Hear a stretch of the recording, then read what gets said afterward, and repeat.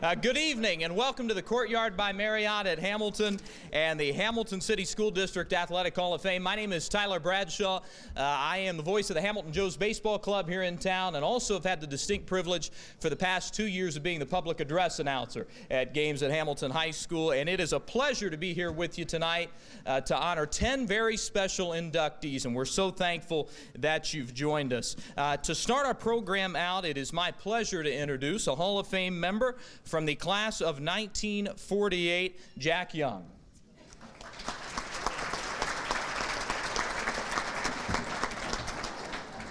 Before we have the invocation this evening, we want to honor the memory of Dr. Jim Carr. This is the 20th anniversary of our Hall of Fame. And when Larry Wood, the athletic director at Hamilton High, put this Hall of Fame together, one of the people that he selected to be on the committee was Dr. Jim Carr. And Dr. Jim Carr is a member of our Hall of Fame. Dr. Carr graduated from Hamilton High School in 1944. He played football with another Hall of Fame member.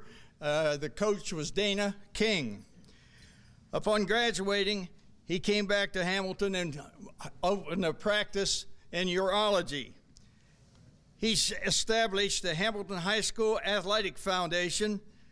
He established the High School Athletic Foundation, which benefited athletic programs and improvement to athletic facilities. He organized events to honor championship teams and coaches from the past. He established the Hamilton Extracurricular Advisory Team, which was instrumental in establishing an attendance policy for scholastic activities. He was a member of the Hamilton Board of Education for 16 years.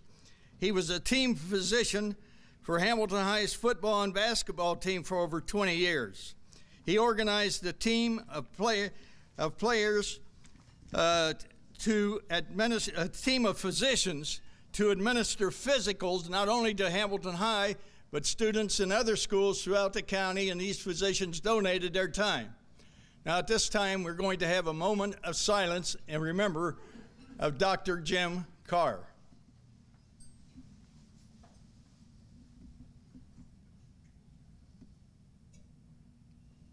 Thank you.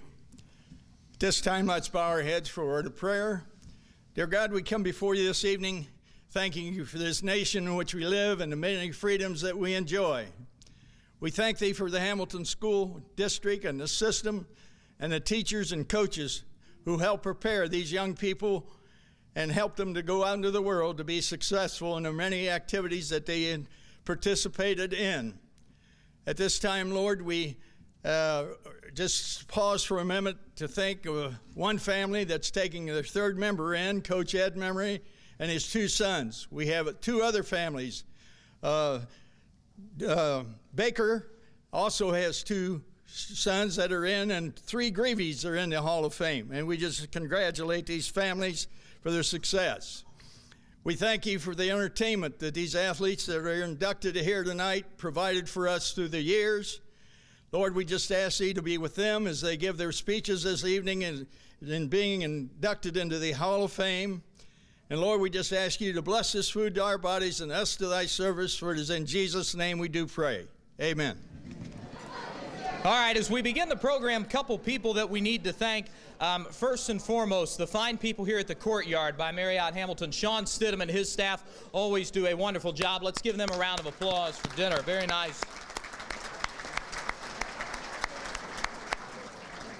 Two other people that we definitely need to thank, Steve and Sarah from TV Hamilton, hometown television with a personal touch. They are here filming the ceremony tonight. Let's give them a round of applause. And I know you're going to want to watch this thing later, so make sure you tune in on Wednesday night on TV Hamilton at 8 o'clock. They're going to turn this thing around really quick. They'll have it there, and then for those of you who are out of town, you can always like TV Hamilton on YouTube. I think you like on YouTube. I don't know how that works exactly, but whatever you do on YouTube, find their channel. You can pull it up. They'll have the entire ceremony there. All right, these kind of dinners do not happen just on their own. There are a lot of people who put in a ton of work all year long to make this happen. So if we can have the members of the Hall of Fame committee please stand at this time and be recognized for all the hard work they do for us. Let's give them a round of applause.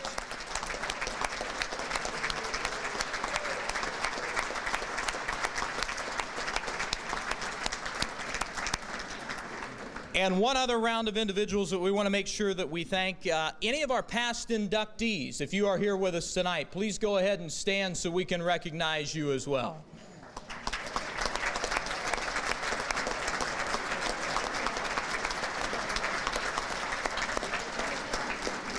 I think one of the greatest things about this dinner is that you do see such a history and a legacy of people who come back and support the Hall of Fame after they've been inducted. I host these dinners at a few different venues all throughout the area, and that doesn't happen everywhere. So Hamilton definitely a special place, and that is evidence of it.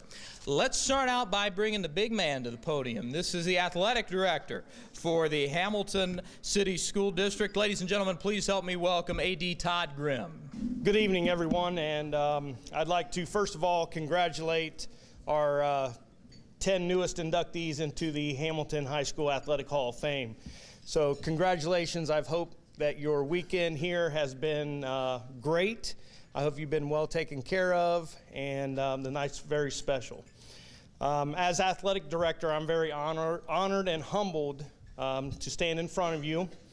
And I get the opportunity and privilege to present the Coach Bill Sharp Scholarship. Unfortunately, I didn't get to meet Coach Bill Sharp, but I've heard a lot of great stories about Coach Sharp, and I feel that out of respect, I can refer to him as Coach Sharp. Coach Bill Sharp was a teacher and coach in Hamilton for 45 years. He was also active in the Hamilton Parks and Recreation Department during that time, as well as a fitness instructor at the Hamilton Central YMCA. As a high school and college student, Coach Sharp participated in a variety of sports. He was a member of state championship basketball team in high school and also excelled as a member of the track and baseball teams. As a student at the Ohio State University, he was a member of the track and wrestling teams. Coach Sharp graduated from Ohio State in 1928 and moved to Hamilton in 1930, where he spent over 60 years impacting the lives of thousands of students and athletes. He was known to everyone as Coach, and his devotion to sports and fitness was overshadowed only by his desire to help people be successful and realize their potential.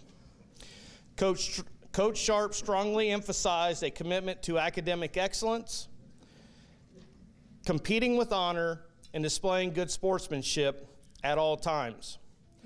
Although small in stature, his actions and positive attitude cast a large shadow as a role model for generations of Hamilton youth.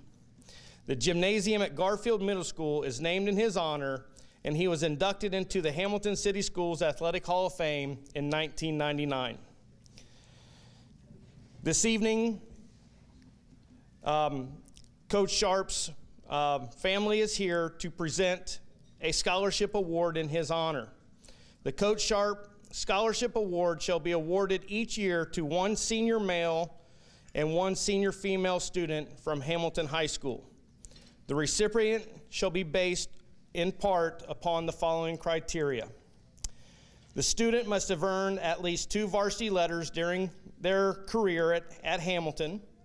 The student must have maintained a minimum of 3.0 cumulative GPA. Student must display outstanding sportsmanship during athletic competition, and the student must display outstanding citizenship through community service. And I can tell you that, ladies and gentlemen, this evening, the 2 students, the 2 former student athletes that we will be honoring exemplify these standards.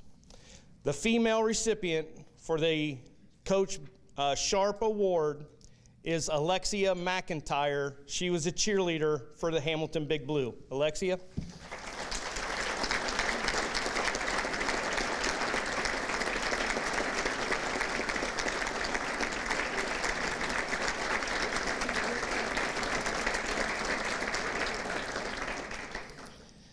The male recipient of the Coach Sharp Scholarship, following in his brother's footsteps, is another great example of what the Sharp Scholarship stands for, is Jared Morrison. He is playing baseball and football at Gannon University in Pennsylvania.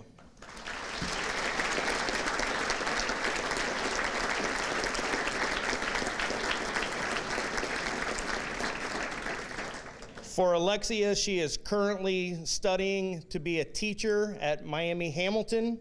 She plans to move on to the main campus, and right now she is working with her mom, helping young ladies with tumbling. Her mom owns a tumbling gym, so she is very active with youth, and she's going to be a great educator someday. So again, Jared Morrison and Alexia McIntyre. All right, thank you, Todd, and congratulations to Alexia and Jared. That is a wonderful honor and well-deserved. All right, inductees. So last night, if any of you were at the game, I have to read through all of these bios during halftime. I nearly pass out every time I do it because they give me like 10 minutes at halftime to read these things. At a certain point, they just have to stop the clock and bring me a couple water bottles, and I go with it. So tonight, I'm glad that we get to slow things down a little bit. But we'll get you out of here before like 1, 2 o'clock in the morning. Everything will be fine. Inductees, I really want to let you know how much fun it is to celebrate your accomplishments. There's just something so naturally beautiful about other people honoring you and making you feel good. You know, there's a story from Speedy Morris. Speedy Morris was actually the head coach at LaSalle University, head men's basketball coach, and there's a story that when he first got that job, he was upstairs and his wife yells up the stairway and says, "Sports Illustrated is on the phone," and he thinks, all right, this is what I'm talking about.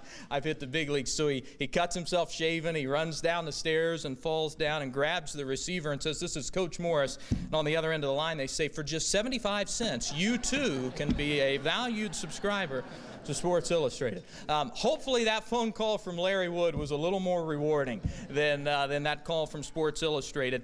But tonight, we are not here to build your egos. We are here as a city, as family members, as friends, and as a community to say thank you for all of your contributions to the athletic department at Hamilton, and hopefully this is a testament to all the hard work that you put in.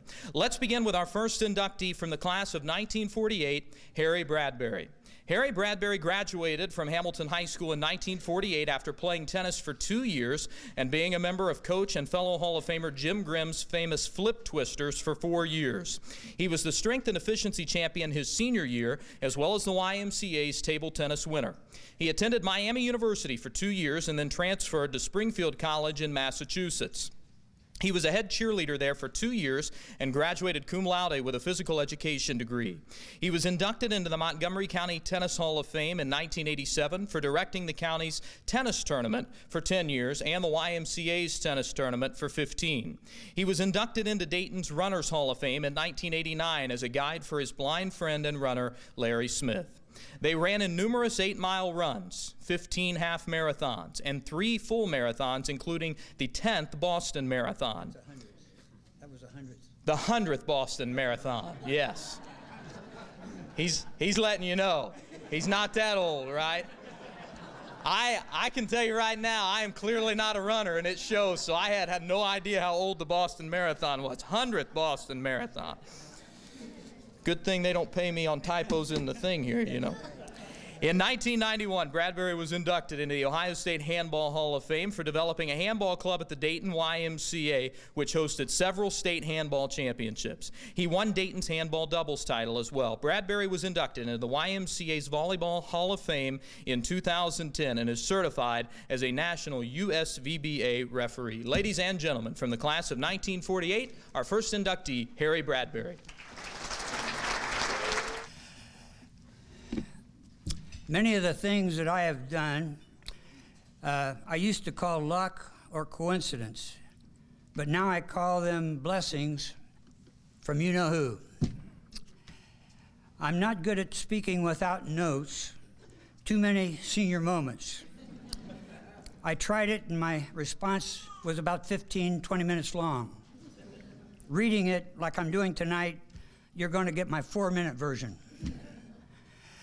I certainly consider this a blessing to have the Hall of Fame committee feel that my credentials merited induction into the Hall of Fame, whose 2,000 and some members tell an unbelievable history of athletics at Hamilton High School. And I want to thank them also for putting on such an elaborate 2 days of recognition in front of our family and friends, because it makes us feel like maybe we really do deserve some recognition. Offside from athletics for a minute, in 1953, I was on a troop ship going from Japan to Korea with about 2,000 other military men on that ship.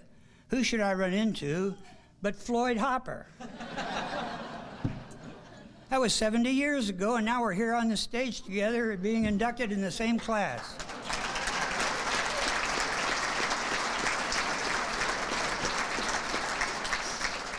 I think that was more than a coincidence. I call that another blessing from you-know-who, because Floyd went back and told my folks and let them know that I was okay, and I know they appreciated that very much. As a matter of fact, some of you, if you don't know, my dad was Charles Bradbury, the physical director at the Hamilton YMCA for 43 years, and he knew a lot of the fellows that graduated from high school there. He's in the Butler County Hall of Fame. Anyway, my credentials are a little different from most because they are not based necessarily on athletic achievement, but it's more from being an administrator of different sports, which was my favorite thing, to be available and interested in a lot of different sports. It may never happen again, but I have been inducted into 4 different sports: handball, volleyball, tennis, and running. And the Running Hall of Fame I got into as a co-team person with my blind friend over here, Larry Smith. Larry, raise your hand.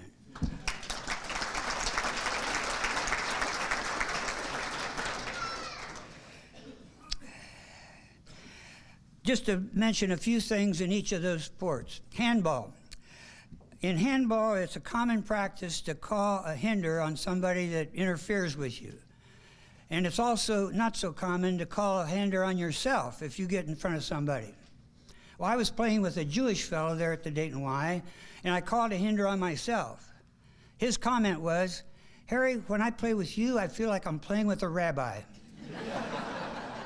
That's the best compliment I ever had. Volleyball. Our Air City tournament in Dayton was considered one of the best in the area back in the 50s and 60s. 2 individuals that played on that team and also coached some of those tournaments went on to coach the U.S. Olympic team, Jim Coleman and Doug Beal. Doug Beal coached the team that won the Olympics gold medal in 1988.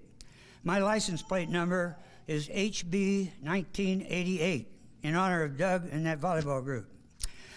In tennis, I directed 2 of the primary tennis tournaments in Dayton, over 100 entries and over 4 age groups. They were also the oldest continuously held tournaments, not only in Dayton, but in the United States. They started in 1896, and I felt honored to be able to direct the 100th annual tournament of both of those events in 1996. And then on running, as I said, I'm in the Hall of Fame as part of a team. My partner, Larry Smith, I brought with me tonight, and he's sitting over here at the table and with my family and friends. And Larry has been blind since birth. Being blind, he never experienced the freedom of running, burning up those endorphins until the Y built a running track, and members would invite him to run with them, holding on to a belt that they would wear with a handle on it. Well, Larry soon had the urge to get into some other running events. And since I really never expected to finish up in the top 2 or 3, I took him on. We have run in many 5 and 10Ks, over 15 half marathons, and 3 marathons, including the 100th, running of the Boston Marathon in 1996. And in that tournament, something funny happened. Well, I guess it was funny. We both cramped out about the 15-mile mark. I gave out at the 21-mile mark on Heartbreak Hill and had to be brought back to the finish line in a van. Larry and our other friend Jack, who was able to finish with Larry, were to meet me there at the finish line at the first aid station. Well, when I got there, I couldn't find them. They couldn't find me. We were wandering around with all the other, there were 38,000 runners that year in the race, trying to find their families. Well, I gave up after an hour and hailed a cab to take me back to the hotel. As we rounded the corner in the cab, there were 4 people waving their hands, trying to get the same cab that I was in. Larry, my wife, Jack, and his wife. That's more than a coincidence, too, and I call that one of my special blessings from you-know-who. But the best blessing of all, I gotta say, is my wife, Barbara, who was managing our family while I was putting in all those extra hours. Barbara is also a member of the class of 1948. We knew each other in high school, but never really dated until I asked her to a dance our freshman year up in Miami. And it happened to be her 18th birthday. Well, that kind of sealed a romance that ended up in 4 children, 7 grandchildren. Last year we celebrated our 61st year of wedded bliss. But there was that one year our kids were 13, 15, 17, and 19. 4 teenagers in 1 year. That put a little stress on that bliss part. But it certainly was my best blessing, and that was from you-know-who.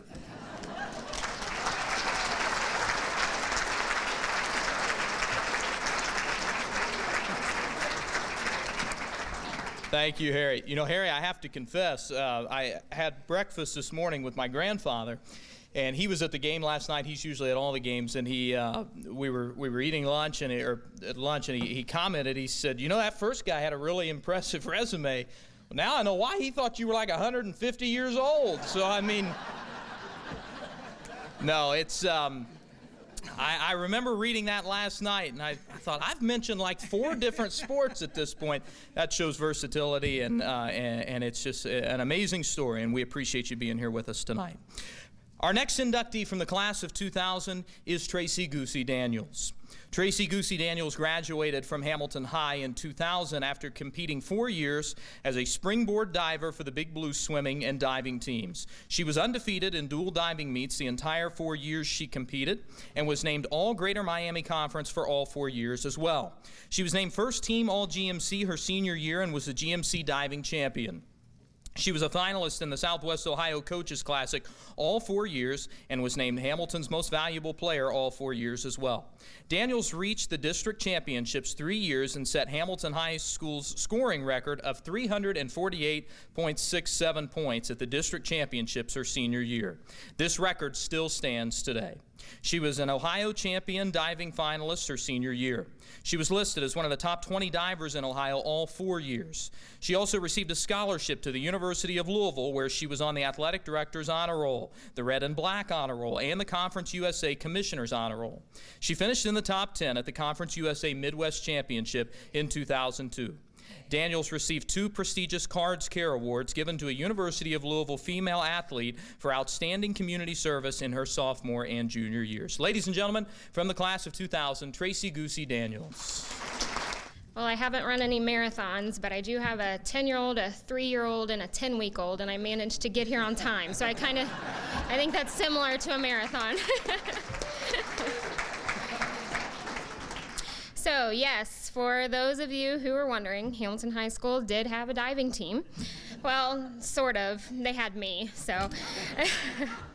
Looking back at my diving days at Hamilton High is reminiscent of the old CBS sports saying, the thrill of victory and the agony of defeat. I had plenty of victories, and I'm grateful for the opportunity to have competed and been successful. I also had some agonizing defeats. We're missing out on moving on to a finals round, a district final, or a state championship meet is decided by just hundredths of a point. A not perfectly pointed toe, too much splash, entering the water just a millimeter from being perfectly straight, but no pressure, right? For me, though, it's not the victories that are the fondest memories. It's the people. My diving competitors came from other high schools throughout our area. but we all rooted for each other. Things like helping each other through tough moments. One of my fiercest competitors arrived at a major competition and had packed everything she needed except her bathing suit. I loaned her one of mine because she would have loaned me one of hers. One of my best memories is that although my reputation was that of a decent diver, I was also the person voted most likely to drown getting to the ladder. You see, I could flip and twist and toss myself through the air and in the water, but I really didn't know how to swim and had to doggy paddle myself to the side of the pool. I remember doing lots of dives. I remember some of my scores. I remember some place I got in some of the meets, but not like I remember JR taping my fingers together with sponges when I had hit my hands on the board and had fractured 9 fingers. The announcer at the Milford Invitational, who instead of introducing me as Tracy Goosey, senior, Hamilton High School, introduced me as Crash and Burn Goosey. Because of all the bruises that went from thigh to ankle from where I smacked on the water during practice. The most important meet of my life, district, finals, senior year, my last chance to qualify for state championships. I was having the meet of my career, and I have to believe it was partly due to the cheering section that showed up at the Oxford Recreational Center for me. Of course, my mom and my brother were there. They were always there. The swim team gathered along the side of the diving well to root for me, looking up and seeing many of my friends holding signs with my name on them. Seeing Larry Wood, Harold Birch, and Tom Alf. None of them had a clue what was going on as far as scores and place finishes. The looks on their faces, that was pretty obvious. But they yelled and clapped after every one of the dives like I had just won a gold medal. I set the scoring record for Hamilton High at that meet. It still stands, by the way. Beat a couple divers that I had never outscored my entire 4 years of high school and qualified for the state championships. The state championship meet was an experience I'll never forget. I didn't come in first, but I also survived both cuts and made it to the finals, so I didn't come in last either. But it's the district finals meet where so many people came to support me that was the highlight of my high school career. I graduated in 2000 and moved on to the University of Louisville to continue my diving career. Again, the memories of my college diving meets blur together as far as the scores and wins and losses go. Although one tough loss, my second meet of my college career does remain fresh all these years later. It was at some big school in Lexington. I think they're blue and white, but I don't know. I blocked their name out of my mind, and not that I'm bitter or anything. But the people, they are what stand out. I was actually on a diving team. There was more than just me. I made friendships that are still intact today, and I got to travel all over the country. My proudest moment was not a first place finish or a high score. Every year, the University of Louisville gives a Cards Care Award to one male and one female athlete chosen from all student athletes from all sports for community service. It is considered the most prestigious award you can receive as a U of L athlete. I received this award both my sophomore and junior year, and there is nothing that compares to that honor except for the one I'm here for tonight. Yes, being a student athlete is a lot of hard work. Those 4 a.m. practices at the pool were no joke. Seeing the steam rise from the water when it was 8 degrees outside usually meant it was just as cold in the water. But the truth is, memories of wins and losses, except for the thrill of a big win or the agony of a heartbreaking loss, fade after time. Records and stats are all available in archives and old programs, and of course, we're all legends in our own minds. The truth is, I doubt I'll ever do a double twisting back 1.5 ever again. I don't think I could even bend over at this point. However, now that I'm a teacher and a parent, and because I was given the gift of a little bit of athletic skill and ability, I can teach my students and my children the lessons I learned from high school and college athletics: hard work, compassion, respect, sportsmanship, give back to the game that gave you so much, help others, and that will always be a first place finish. Thank you.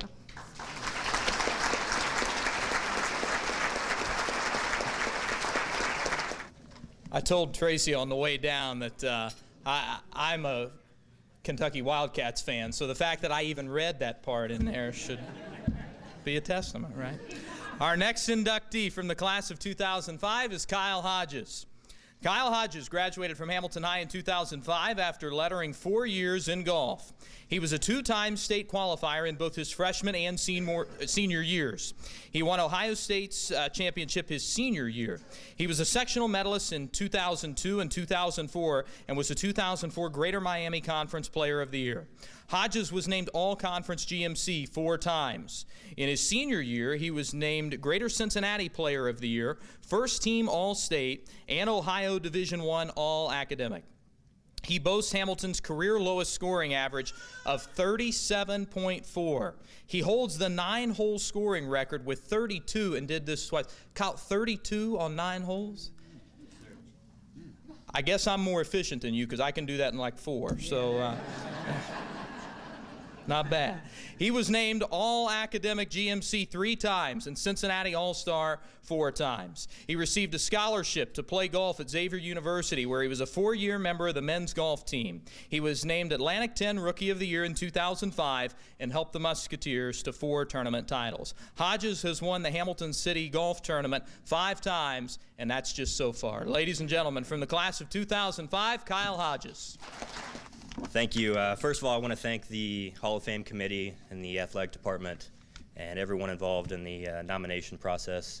It's a great honor, and congratulations to the other nominees, or the other inductees. I was speaking with Larry Wood last night at the banquet before the game, and he dropped a few hints that I should keep this pretty short. I think he has an early bedtime or something. But unfortunately, Mr. Wood, I have a lot of people to thank. I wouldn't be here without the help of numerous people. And first and foremost, that starts with my parents. Golf is probably the most expensive sport anyone could ever play. Equipment is very pricey, rounds of golf and tournaments. And I always had everything I needed to be the best golfer I could be. It was never a question. But beyond the financial support they gave me, they were just always there. There was very few tournaments in my high school and college career that my parents didn't attend. And I certainly didn't appreciate it at the time. But looking back on it, it's pretty cool to think that they were that invested in my success, that they wanted to be there. And I really appreciate it. I couldn't thank them enough for everything they've done. My wife, Christy, despite being a Baden graduate, she's always been there for me. We started dating in high school, so she's been through it all. Golf is a very mentally taxing sport, and I'm not the best loser. So I know I brought a lot of that stuff back from the golf course, but she's been great. She's been there through it all. She's my best friend, and that's my daughter there. She's the best mother I could ask for Harper, so thank you. The rest of my family, thank you so much for your support, for always being there, especially my grandparents, my 2 grandpas, for all your love, and also for driving me all over the city, getting me to junior tournaments, making sure I got to the golf course on time. So thank you. My friends, some of you guys are here tonight, thank you for your support. Always being there for me. You guys are great. When you look at the PGA Tour, the best golfers in the world, and all of them have swing instructors. The game's just too difficult to figure out by yourself. For me, my instructor growing up was John Small. He used to be the head pro at Twin Run Golf Course. He's the only person I ever took lessons from. There were 2 things that always happened with John. Number 1, he always said yes. No matter when I called him to ask him if he could watch me hit a few balls, no matter if he had already gone home for the day or not, he would always come back and watch me swing some, and I thank him for that.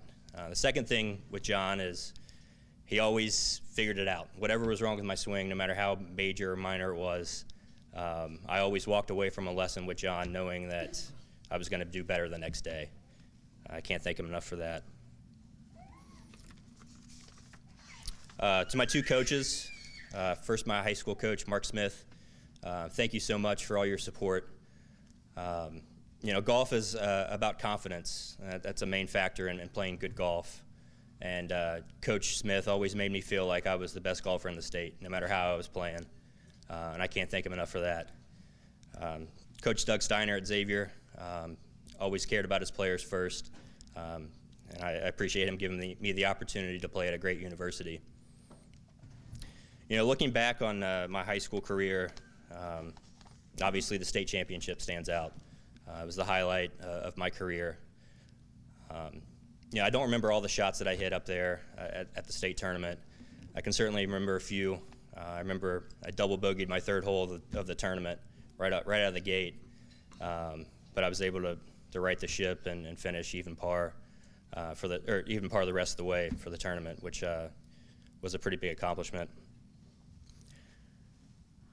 I do remember the feeling after it was over with. You know, I qualified as a freshman to go up there, and I didn't play very well, but I dedicated the next 4 years to getting back to that level and winning. And I can remember when it was all over with, just the feeling of almost exhaustion and elation that was, you know, 4 years of hard work, and it finally paid off.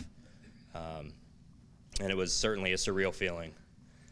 But you know, looking back on it, the thing that I'm just as proud of, as far as, you know, winning individually, was the fact that our team qualified to go to the state tournament. To put it kind of in perspective, to make it through the sectional and district tournaments, you have to finish in the top 4 at sectionals and the top 3 at districts. We didn't finish in the top 4 in any tournament our entire year. We finished 4th at sectionals, and then we finished 2nd at districts to make it to state. There's nobody, even ourselves, that thought that we could do it. But we did, and it made that state tournament so much more enjoyable having my teammates there. Golf is certainly an individual sport, but the experiences I've had with my teammates, both in high school and college, are some of my most cherished memories. You know, as we finished 2nd at the district tournament to make it to state, there was one team that I guess you could call them our rival. We didn't really put up much of a fight my 4 years against them. They were always better than us. They had better golf bags. They had better shirts. They had 3 times as many kids try out for their team. But we beat them that day. And I think everyone in this room can agree that there's not many things better than when Hamilton beats Fairfield.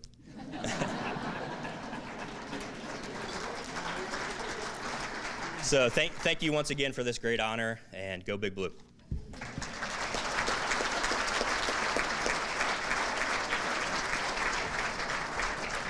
Thank you, Kyle. Harper right on cue back there with the cheering section. That was wonderful. And Kyle, the only thing I can think of better than being able to shoot a 32 on 9 holes is marrying into the Wooten family. I've known Christy and Brian and Sarah. Sarah and Christy and I worked together at Miami, and couldn't think of a better family. Glad to see all of you here tonight. Our next inductee from the class of 1950 is Floyd Hopper. Floyd Hopper graduated from Hamilton High in 1950 after playing football for 3 years, basketball for 1 year, and track for 2 years. The Big Blue football team, coached by fellow Hall of Famer Chuck Thakura, boasted a 9-1 record in Hopper's junior year. His senior football classmates and fellow Hall of Famers include Joe Okolitz and Robert Pappy Smith. Hopper played for the Hamilton Blue Devils semi-pro football team for 1 year. He officiated high school basketball and football for 26 years. He officiated district basketball tournaments for 21 years and officiated 5 regional basketball finals. He was assigned 2 state basketball finals and was a standby official for the entire state tournament in 1977. He officiated the 1978 state finals. As a football official, Hopper worked 3 state finals in 72, 76, and 77. He officiated a football regional final in 81. Hopper was a sideline official and member of the chain gang for Miami University football games for 45 years, working the chains and down markers from 1961 until 2006. Ladies and gentlemen, from the class of 1950, Floyd Hopper. Well, I'd like to also thank the committee for giving me this great honor, and all the been in the class with all the great athletes of Hamilton High. And I like to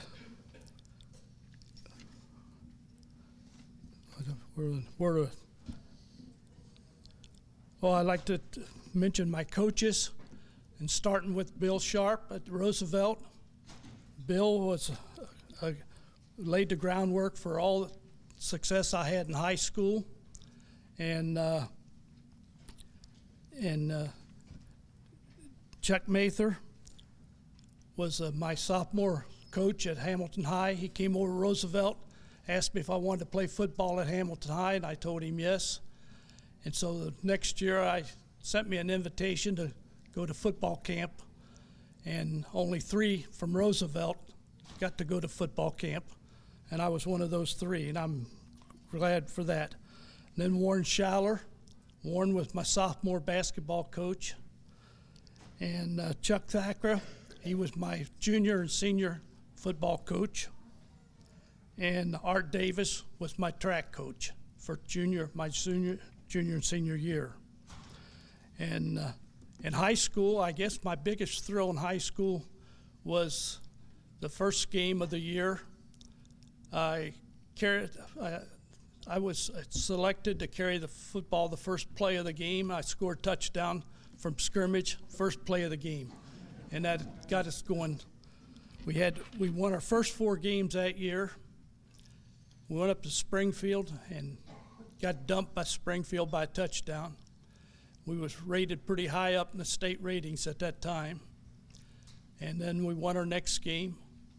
And just before the Toledo-Libby game, I got my arm cracked in practice. Had to sit out the last 3 games, and we lost all 3 games. There you go. And that was tough, standing on the sideline and seeing us lose those 3 games. And then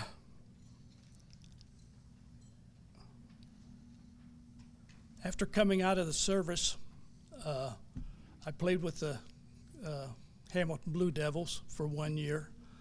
And after that, I decided I wanted to stay in the game of football, basketball, so I took the Ohio High School test to be a referee.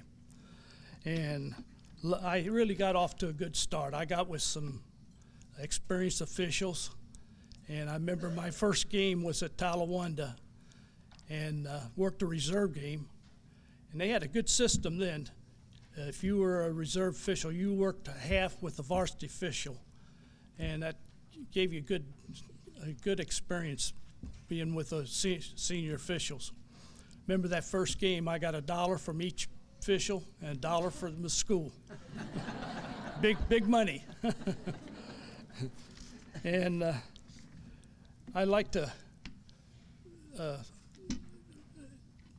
my family is out there. My wife, Dolores, 61 years, and my 3 children,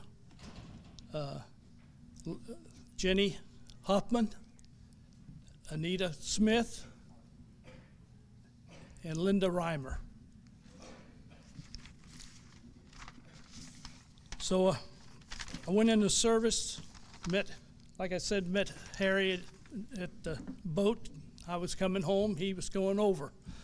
And after I come home and I took the test to become official, I really got off to a good start. I got with some senior officials, and they got me started in the right way. It didn't take me long to get a full schedule. And my partner back there in basketball, Cliff Johnson, we were partners for 15 years. And we were one of the first groups in southwestern Ohio to form a partnership. And I tried to go back and think of some games that we had that really stood out. And one game that I remember was Dunbar versus Dayton Roth. And the Dunbar coach said to us, he said, "You fellows are going to work a state championship game tonight." And I thought, that's foolish. You know, how's he looking ahead that far? Well, the final score of that game was 97-95. And probably the best game we had ever. And Roth went on through the state, and Roth won the state championship. So the coach was right in making that statement. Another game we had with outstanding game was with Middletown and Dunbar again. And at the end of the game, the score was tied. We went into an overtime. We went into 4 overtimes. And that was another outstanding game that we had. Then we went over another game that I can remember was over at Greenfield, McLean, in Clinton County. And then my partner there, okay, there's a guy sitting in the first row just giving him all kind of heck. And all of a sudden I heard the whistle blow. And I want to tell you, I don't think I can count on one hand the number of technical fouls that in the 15 years that we worked together that we ever called on coaches or players. We just had such a good relationship with the coaches and players. But he goes to the security. He says to the security, I want this guy out of here. And they escorted the guy out of the gym. We go in the locker room after the game, get dressed. Athletic director comes in and says, boy, you guys got me in trouble tonight. We said, well, how's that? He said, the guy you threw out was our city mayor. So that wasn't the end of it. We get dressed, we go to our car, and there he's standing in front of our car. We go out there, and I said, oh boy, we're in trouble now. He took my buddy, shook his hand, told him nice game. I don't know whether he meant it or not, but we got in the car and come on home. But I don't think we ever went back to Greenfield, McLean. So that's about all I have, other than telling you about working at Miami. He already told you about that. I was up there for 45 years on the chain gang. I like being down on the field, and so that's why I stayed there 45 years. I really enjoyed working the chains for Miami. So that's all. Again, I want to thank the committee for putting me in this honor, and that's all I have. Thank you.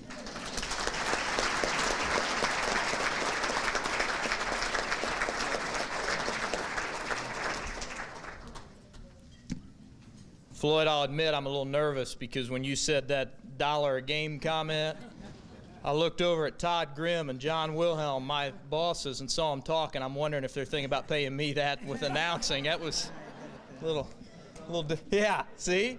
That smile. All right, our next inductee from the class of 1915 is Paul Herm.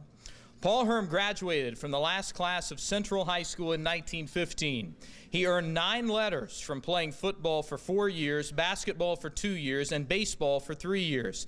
He was class president, I believe, sophomore and junior year, that's correct, and captain of the football team his sophomore and senior years. He helped lead the team to an undefeated season his sophomore year, and they boasted an 8-1 record on the gridiron his senior year. He attended The Ohio State University and was a member of the 1916 football team, which was the first in OSU history to win the Western Conference with their perfect 7-0 record. Herm played with and blocked for the famous OSU player Chick Arley. He played in the notable OSU versus Oberlin football game where OSU won, and I can confirm these numbers are correct. 128-0 victory, the most points ever scored against an opponent, and still a school record. He is credited with scoring the first touchdown on the first play of that game with only 36 seconds taken off the clock at that point. He was among a number of football players who quit school to join the Army during World War I.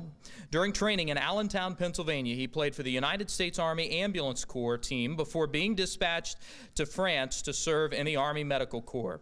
The USAACS team was known as a formidable outfit that was as well known throughout the military circuit. Following his military service in 1919, he returned to OSU, but at that time was ineligible to continue to play college football. Herm traveled by train on the weekends to play football for the Pitcairn Quakers, a Pittsburgh, Pennsylvania professional team before the team folded in 1920. He played football with the Hamilton American Legion in 1921. Tonight, before I bring up the family member who is going to be representing Paul, I do want to recognize that Paul's daughter, Pauline Zink, who is 91 years old, I believe she is here with us tonight. So Pauline, there, let's everybody give Pauline a round of applause for being here.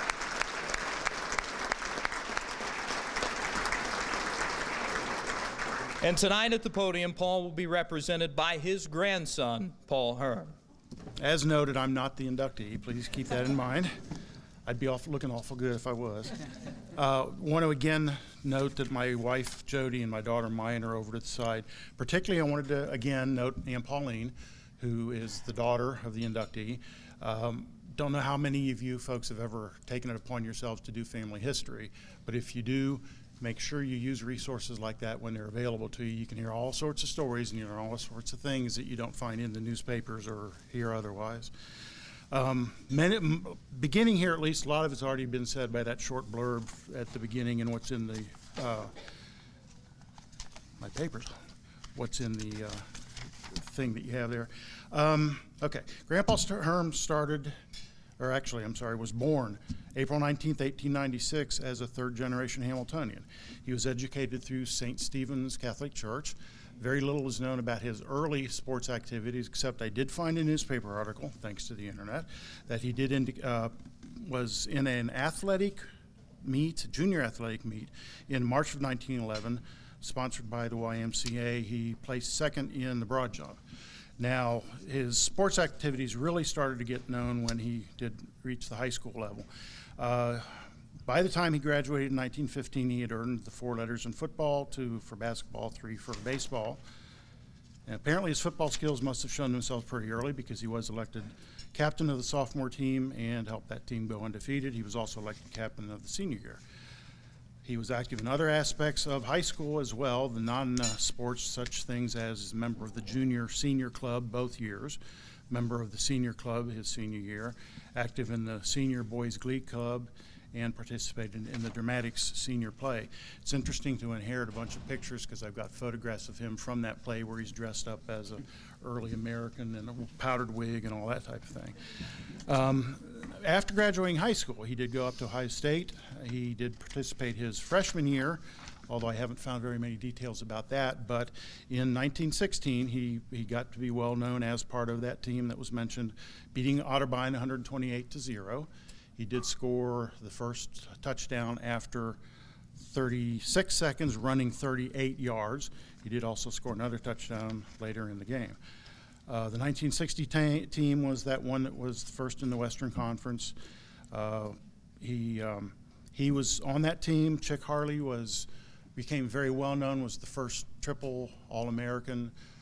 That team in particular helped Ohio State's football team get to be very popular, and it was from that team that they got so popular they ended up having to build the Ohio Stadium, which was completed in 1922.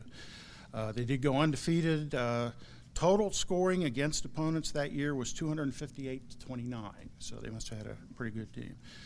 Grandpa did earn the varsity O letter for that year. His name is, among others, listed in a song called Football in the Air, which was written specifically to celebrate that conference championship. He did play also in a number of basketball games for his fraternity, Phi Delta Theta, in the winter of 1917. And he was also inducted into the Bucket and Dipper, which is a junior class honorary society, which he never quite got to because in the fall, August timeframe of 1917, he did enroll in the U.S. Army.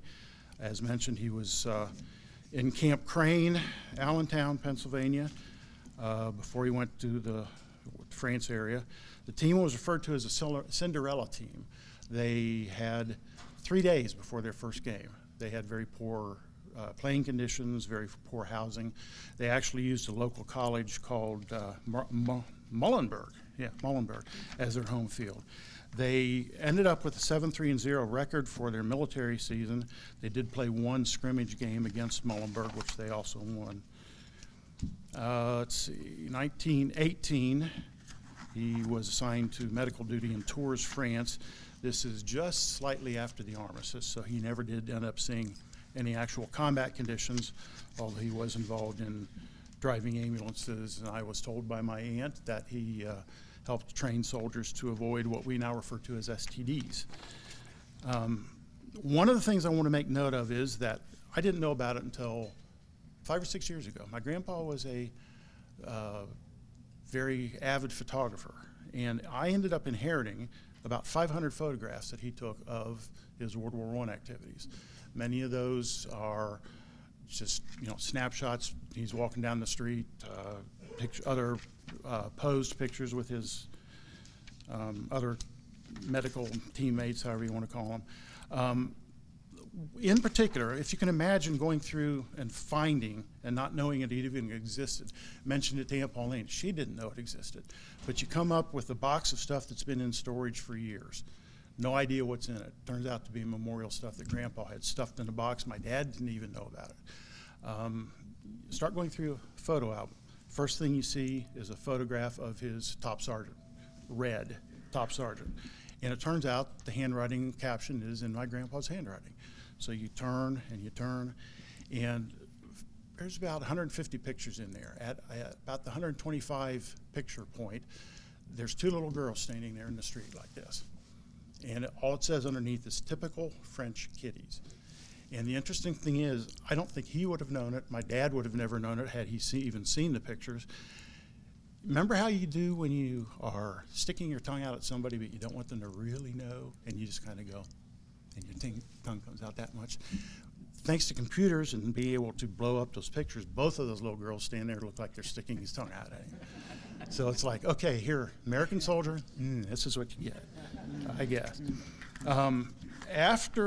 Again, he did not see any actual action, but there's a lot of those photographs do show damage from the different battles, typical French living conditions, things like that. So as I'm going through that, and probably about 200 loose photographs in the bottom of that box, they're just kind of amazing to look at.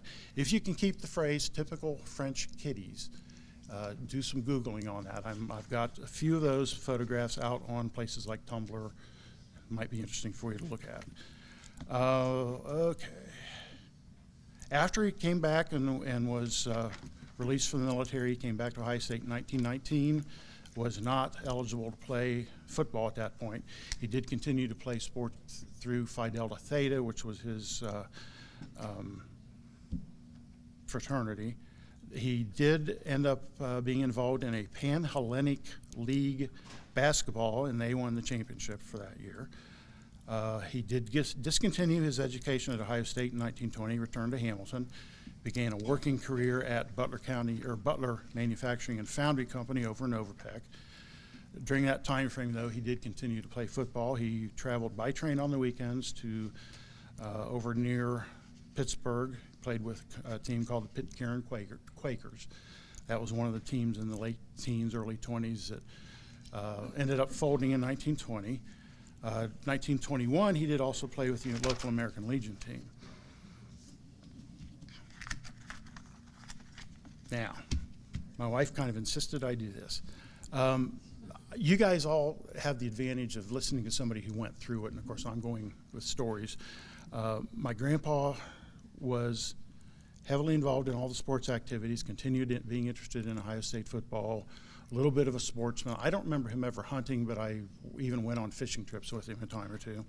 I do remember him showing me a gun that he had, a nice little .22 rifle that he ended up shooting a hole in the wall, giving me a gun safety lesson. And I always tell people that's the best type of gun safety lesson you can get is don't point a gun at somebody unless you want to hurt them, and him shooting a hole in the wall. So that's definitely the way to go there. Later in life, Mr. Herm became interested in farming, I having particularly grown up on a farm. He was involved in the breeding of polled Hereford cattle. Now, the polled Herefords are the one with the white face, kind of red or yellowish body. Polled meaning they're raised to not have any horns. He is listed among a number of the cattle breeders in the Ohio area in the Buckeye Hall of Fame, part of the Buckeye Polled Hereford Association. Any of you are familiar with the Ohio State history, you'll realize 1950 Michigan game became what they called Snow Bowl. Blizzard moved through, had about 5 or 6 inches of snow on the field. They had volunteers on the sidelines with brooms getting the snow off so they could see the sidelines and the yard markers. Grandpa managed to make it home safely from that, as did my aunt. And he continued to be a staunch supporter of Ohio State football until his sudden death in 1964. So thank you again, as other folks have, to the committee for giving us this honor. And I ended up being more nervous than I thought.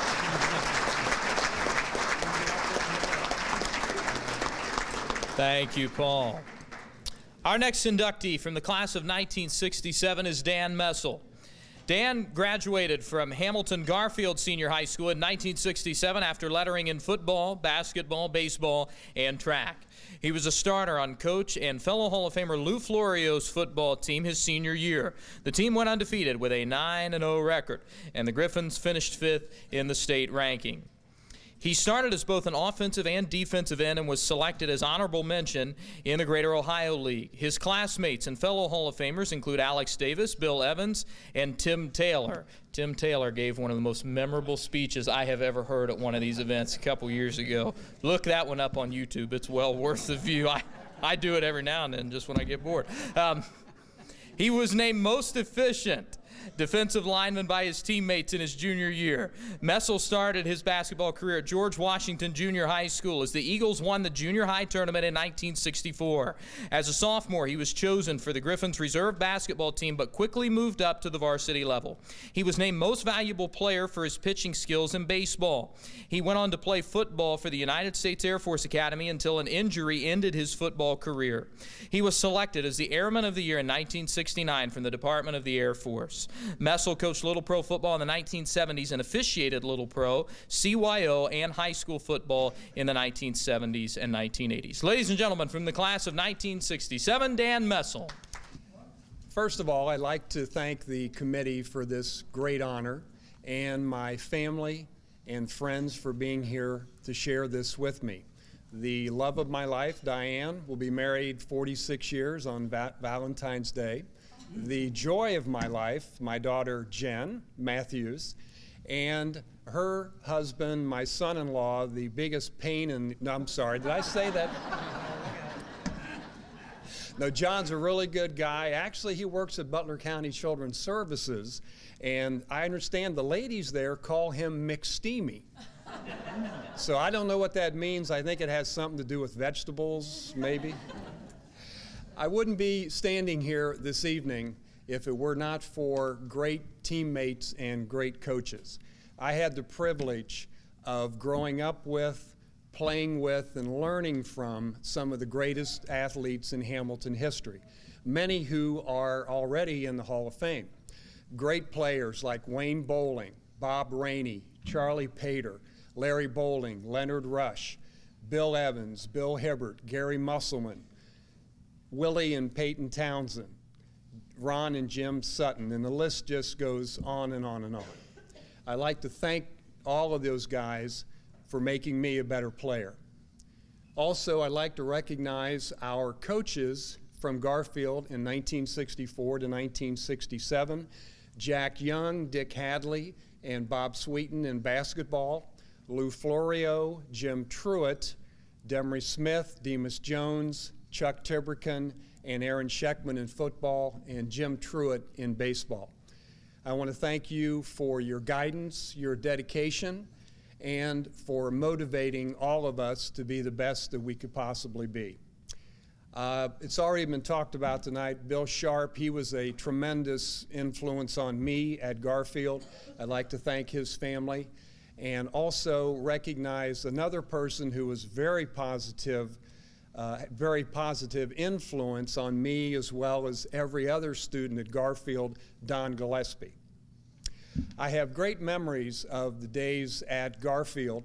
In 1965, our basketball team won the GOL championship. We finished 18-4, and Jack Young was Coach of the Year in that year. Also in 1965, we became the first team to fly to an athletic event, our football team. We flew to Steubenville, Ohio. Unfortunately, we didn't win that game. I blame it on propeller lag.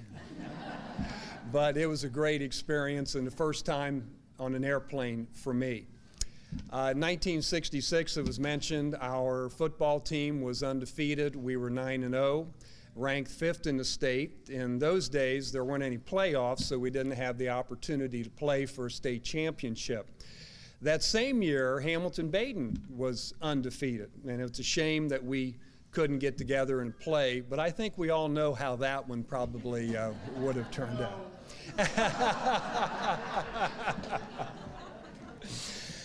My career at Garfield was not without some misfortune. The first time Jack Young put me in a varsity game, I came off the bench.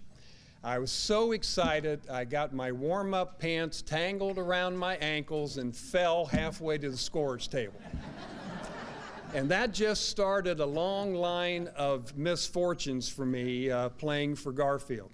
Later that year, I was asked to lead the team out on the floor at the start of the game, the basketball game. We kind of rotated that. And I was in the layup line, and another fellow was in the rebounding line. I went up to shoot a layup. I came down, I hit his leg, fell on my chest, and scooted halfway across the gym. I thought Gary Musselman was going to wet his pants. He had laughed so hard. There was also an incident at Middletown High School where a Middletown player and I were scurrying for a loose ball on the floor, and inadvertently, 2 of my fingers went up his nose. Needless to say, they had to stop the game, clean up the mess, and I was the first player in GOL history to receive a foul for inappropriate nostril penetration. So, Floyd, I don't know if you've ever called that one before, but also in this same game, Jack Young asked me or signed me to guard John Fraley. Now, I don't know if you know who John is, but he was one of the most prolific scorers in Middletown history, going back to Jerry Lucas. And through my defensive expertise, I held John to 52 points that night. Now, I also had an incident. My mother, in her infinite wisdom, inadvertently washed my athletic supporters with a red shirt. And they all came out pink, and we couldn't afford to replace them. And I picked up the nickname in the locker room from the guys of Pinky and Danny Sue. And I want to thank Bob Walker, my good friend from the Hamilton Journal-News, and Rex Richardson for picking up on that. So if you go back in the Hamilton archives, the Journal-News, you will find Danny Sue Messel listed several times in various articles. Now, about this time, everybody on the committee is probably rethinking their vote, I would imagine. But in all seriousness, this is a tremendous honor. This is a evening that I will never forget, and I want to thank you again from the bottom of my heart. Thank you very much.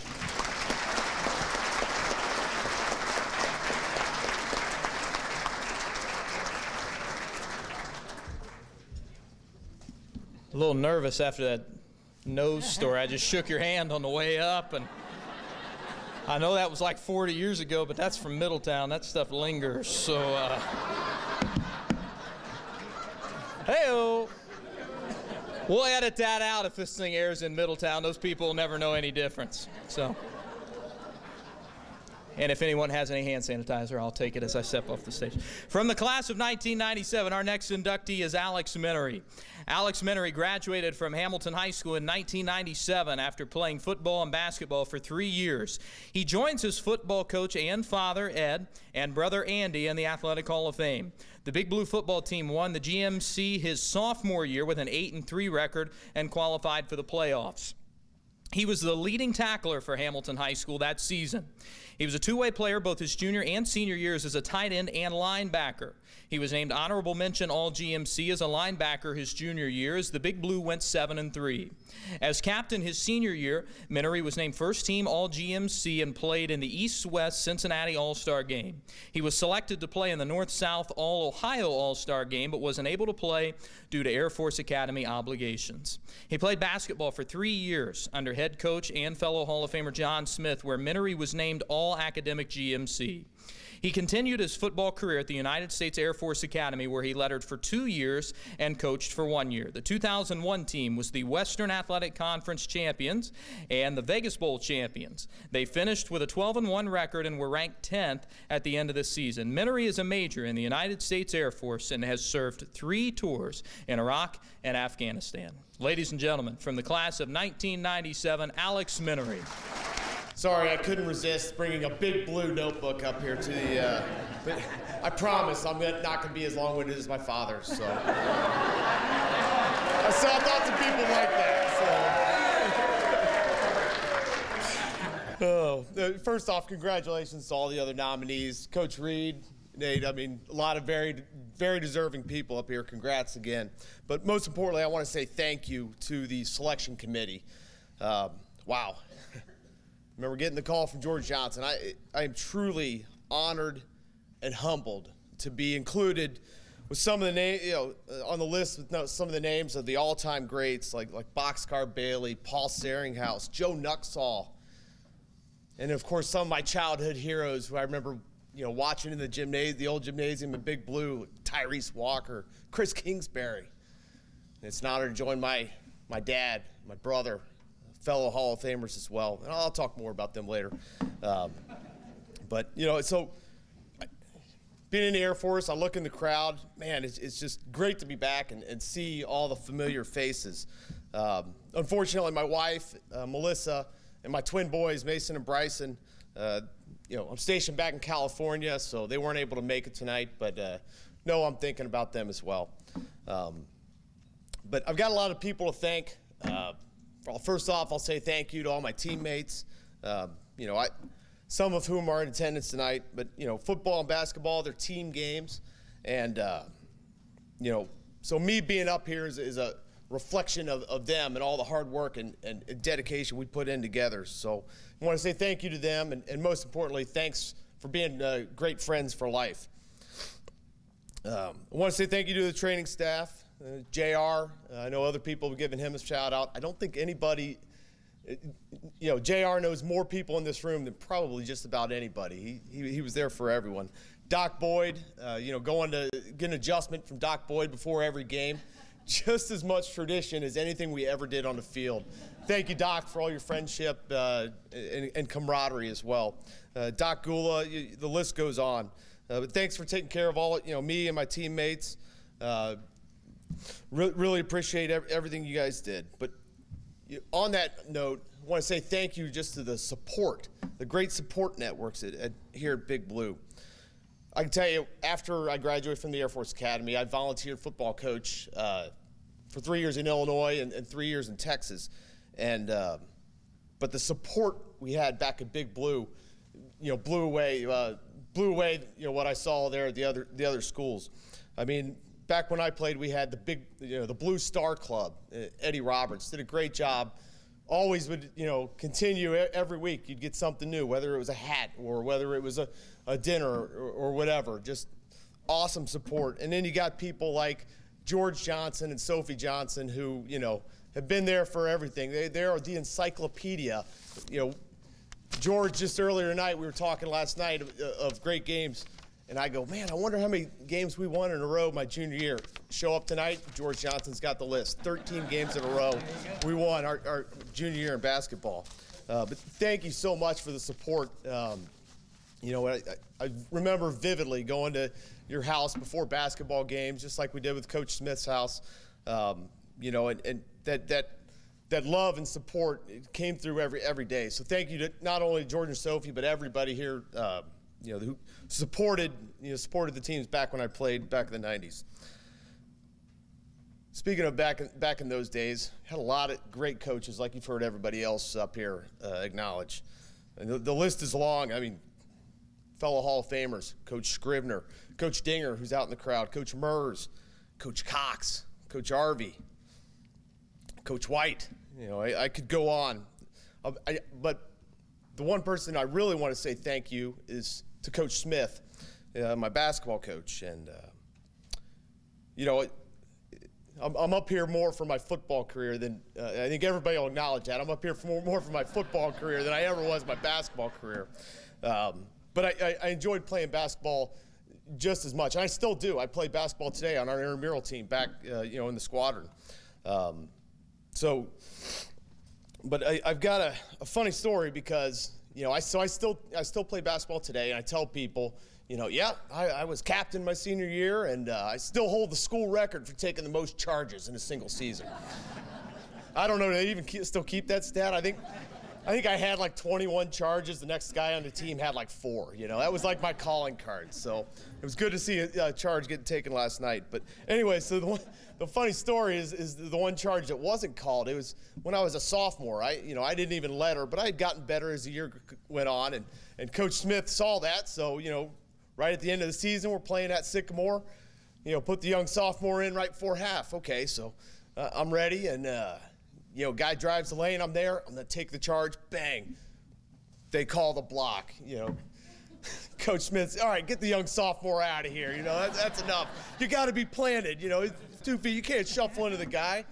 All right, coach. And so the next day at film session, we're watching the game, and Coach Smith looks at the whole team. He goes, if I've ever seen a charge, that is how you take a charge. His feet were in concrete. How did they not call that? So Coach apologized to me. So I tell you, Coach, nobody. I think I can speak for all your former players. I just want to thank you for the all the time you took, all the individual focus, all the letters that you used to write. You could tell that so heartfelt, knowing that you cared not only to make us better players, but better men. So thank you for coming, and thank you for all your coaching.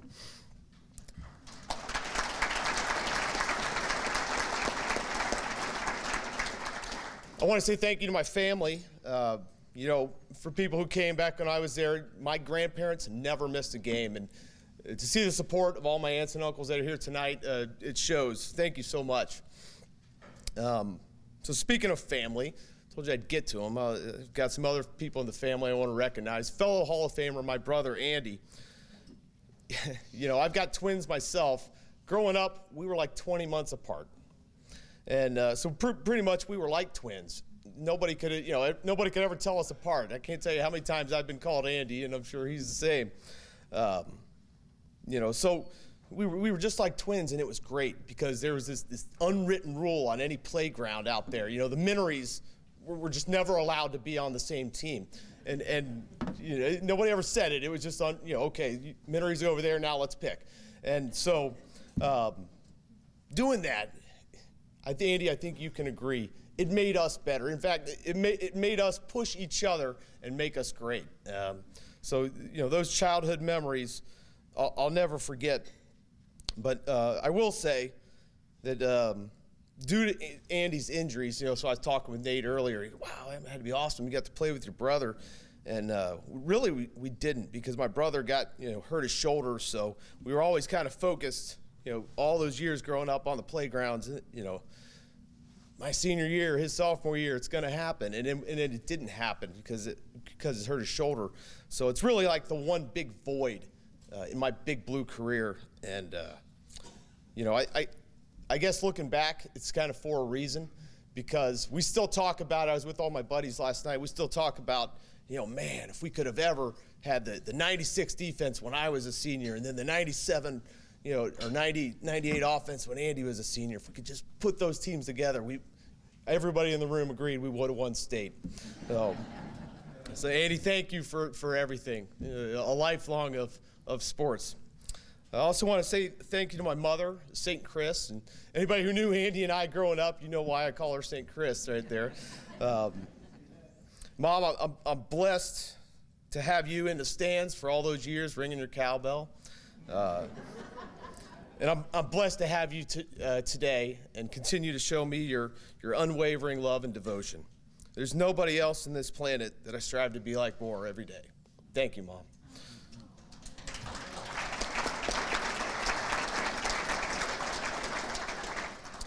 And then, of course, somebody who everyone probably knows in the room, Coach Ed Minery, another fellow Hall of Famer.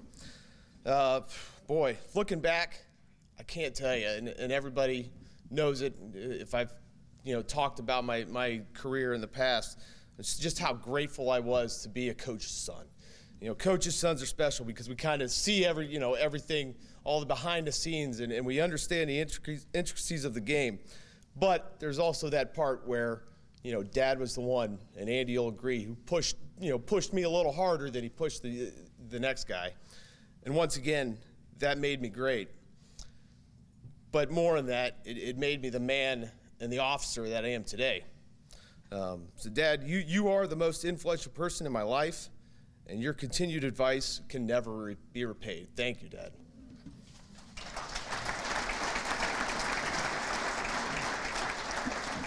But most of all, I want to thank Hamilton.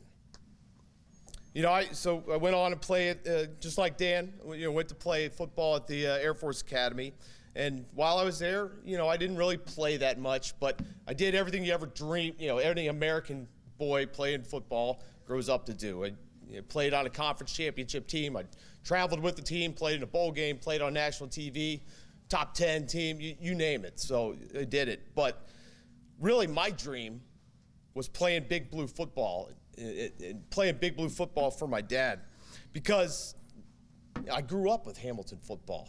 It was a part of me. And, so Andy and I, we started out as low as you could get. We started out as towel boys. And slowly we worked our way up, to water boys. JR said we did a good enough job. Then next thing we know, we were ball boys. All the way to playing on a JV team, then being a starter, and then being a senior, and being a captain, and an all-district linebacker, which makes all this accomplishment all that much more special. But unlike most Big Blue football players, I kind of took the road less traveled by going to the Air Force Academy and now still being in the Air Force. So about a year ago today, I had the tremendous opportunity. I was squadron commander of our civil engineer squadron in Kuwait, and so we were building up the base in support of the air campaign against ISIS, and Operation Inherent Resolve.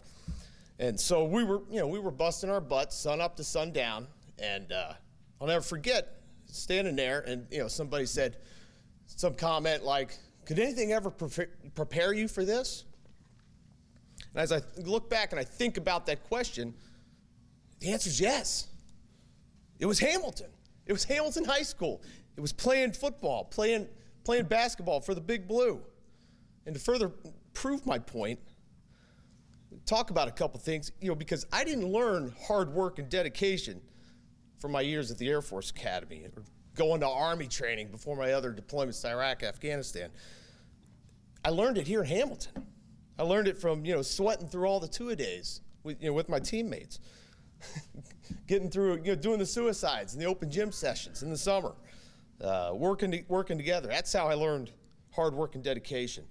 Commitment and perseverance. I didn't learn that from, being a civil engineer now and working on, large-scale construction projects. I learned it in Hamilton. I watched the construction of Schwarm Stadium, and I was on the team, and I saw the commitment that it took to finally get over the hump and beat Princeton after 26 years. Finally beating Princeton in 1994 to win the GMC. I know some people were there that night, and you'll never forget it. And it's hard to say that Schwarm Stadium has seen a better night than that night. I didn't learn respect from authority in basic training. I already had it, learned it here in Hamilton. All the coaches that I mentioned, it's still in the discipline to do what's right, do your best, treat other people how you want to be treated. And unfortunately, I didn't learn how to get over disappointment and heartache by being in my Air Force career and having it end early. I learned it in Hamilton. I mean, another one. Who could forget 1996 Middletown, losing to Middletown 9-7 in the monsoon, or my senior night losing to Princeton after having the ball 7 times in the red zone and not scoring a single point. Once again, I learned getting over that those heartaches here in Hamilton. And unfortunately, I didn't learn how to grieve a loss. How I've lost some of my Air Force Academy classmates to the wars in Iraq and Afghanistan. I learned it here in Hamilton. So tough remember learning the news of our friend Kwesi Sherman being diagnosed with and eventually losing his battle with leukemia. I think I still have the wristband, the black wristband we wore with the number 42 and the initials KS on it. I learned that, getting over that here in Hamilton. So ladies and gentlemen, I guess at the end of the day, what I want to say is Hamilton is a great place to be from. And I'm proud to call Hamilton my home. Proud to tell people that's where I'm from. And I'm proud to be a graduate of Hamilton High. Hamilton High School athletics prepared me for my road less traveled. And for that, to all of you, I say thank you. Appreciate y'all coming. Go Big Blue.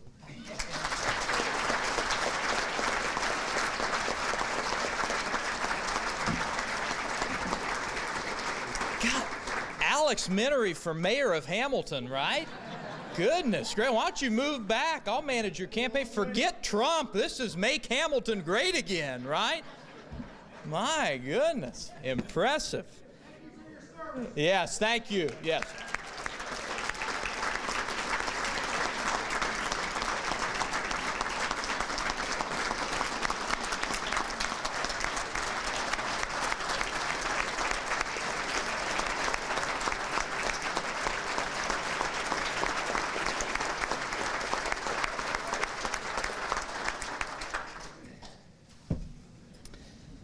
I always keep a little scorecard, whether there's a Minery who's at the podium or not, of how many times I will say the word Minery after reading all these bios. I think tonight's a record. We're already at like 37 or something like that. But I say that because that is a testament to your family, Ed, the family that you raised. It doesn't get any better than Minery in Hamilton, and congratulations again. Our next inductee from the class of 1956 is Clyde Tiny Murrell. Clyde Tiny Murrell graduated from Hamilton High in 1956 after playing football for head coach and fellow Hall of Famer Chuck Thakura. The 6-foot, 7-inch tackle helped the Big Blue boast a 9-1 record, winning the Greater Ohio League. Hamilton finished 12th in the state ranking. His quick speed allowed him to run the 100-yard dash in full uniform in 10.2 seconds. He was selected as an All-American by Look magazine, an All-American by Scholastic magazine, an All-American Wingman Wiseman of America. Murrell was named All-GOL, All-State, and First-Team All-Ohio All-Star Squad by the Associated Press. His teammates and fellow Hall of Famers include Francis Parrish and Gary Spud Hornsby. He attended the University of Kentucky. You got that, Daniels? He attended the University of Kentucky while working on his degree, and he was repeatedly contacted by the National Football League coaches, including Coach George Allen of the Los Angeles Rams. I think they're going back there, if I'm not mistaken, and several coaches from Green Bay. He declined their repeated requests to play. He was an outstanding lineman for Kentucky's undefeated freshman squad and captured the 60-yard dash in 2 second-place spots, one in the 50-yard and one in the 100-yard dash. During his 28-year military career, Murrell was the provost marshal at West Point Military Academy and head of the military police. He was stationed in many different locations around the world. He was a consultant for the Air National Guard in New York City and an advisor to the cadets at West Point. Murrell received many decorations, medals, citations, and campaign ribbons throughout his storied career. From the class of 1906, Clyde Tiny Murrell being represented tonight by his brother, Ken Murrell. It's awfully quiet here. Well, I just want to thank the committee, and especially Jack Young, for all the hard work they've done putting this together. Our whole group sitting over there just really, really enjoyed last night. And tonight, too, I'm sure. They haven't talked about tonight, but the food was so good, I think they will. Anyway, I especially want to thank Jack Young for keep calling me and getting me to get all the reports in. I had to do a lot of searching. It's only been 60 years since Clyde played. And my sister kept a scrapbook. My sister Linda over there, she flew in from Florida. And this is just an example of some of the stuff. See how age turns the color? That's the one article. I'll cover that a little bit in a minute. But Tyler, you covered about half what I got to talk about. So when I hesitate, it's because I'm trying to figure out what not to say again here. But anyway, they started calling my brother Tiny when he moved to Hamilton. I don't know why. He was only 6'7", weighed 245. I do know why, actually, because he chased me down a few times when I was bad at home. And I was just totally surprised about how quick somebody could catch me before I ever got started. He was super fast, super strong, and super determined.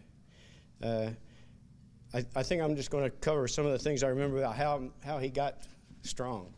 He never lifted weights a lot, as far as I ever saw, until maybe when he was here at Hamilton with the football team. But as a young boy, Clyde became very strong through everyday lifestyle, as illustrated by some of these examples I'm just going to go over, is what I remember.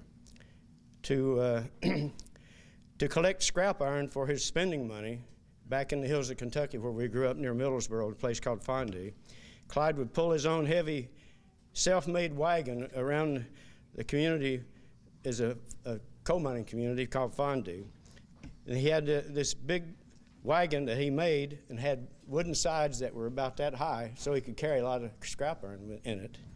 And I remember him carrying a large sledgehammer in that wagon and then using it to smash up some really big blocks of concrete that were there from a bridge that they'd torn down and replaced, and just set the big blocks to the side.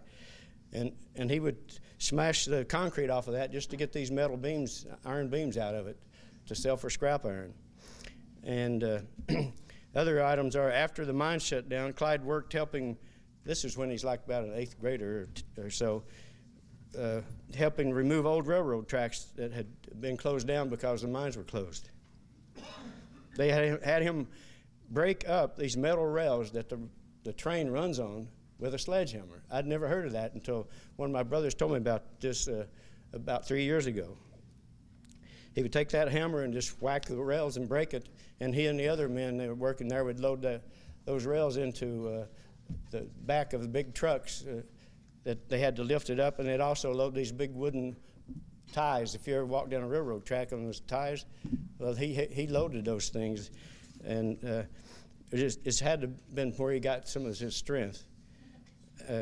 Later on, he worked for, here in Hamilton, he worked for a company called American Cyanamide.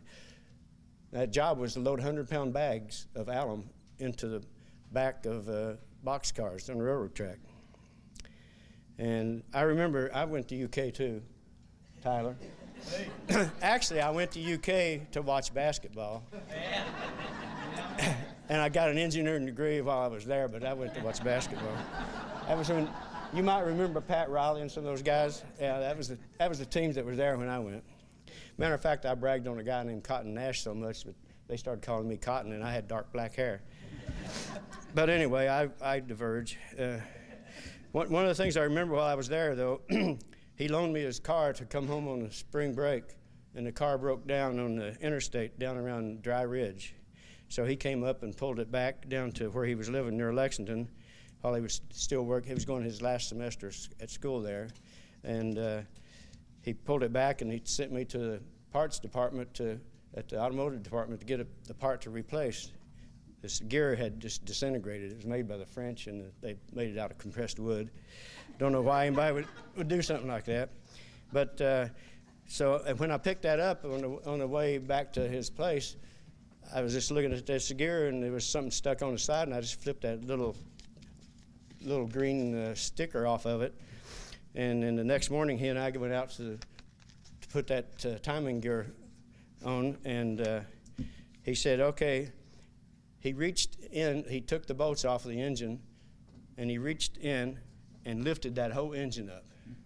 And he said, okay, Ken, put that gear on there, and while I'm holding this up, and put that timing mark right there next to that little indicator where it's supposed to match up. I said, what timing mark are you talking about? I said, he said, well, there should be a little green thing about the size of a pea there. I said, oh, you mean that thing I flipped off coming out of the store? He said, oh my gosh. Well, you know what he did? He said, okay, here's what I'm going to do. I'm going to lift this engine back up, and you put that gear on there, and then we'll put it back down, and then you go in the car and turn the engine and see if it keeps running. I said, okay. So he lifted it up. I put it on, wiggled it in there, and about a minute later, he could set it back down. So I went around and turned the engine, and it went. He said, okay, come back. He lifted that thing up and down. We did that 7 times. The 7th time that he lifted that engine up, but it was just his hands, the thing swirled, and it kept going, and it sounded terrific. So that was, to me, it was probably one of the most memorable things I can remember, but there's a lot of things I do remember.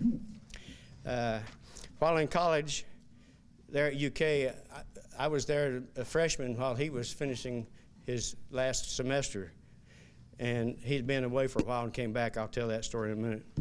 But anyway, I walked down the street in front of the ROTC building, and I usually saw his car parked around there somewhere, and he always met me on Wednesday at the cafeteria, the student union, for lunch. And I walked by, and there was, sure enough, there was his car, and I looked at the back of it, and there was about a ½ inch between his back bumper and the front bumper of the car behind him. And I thought, boy, that's kind of close.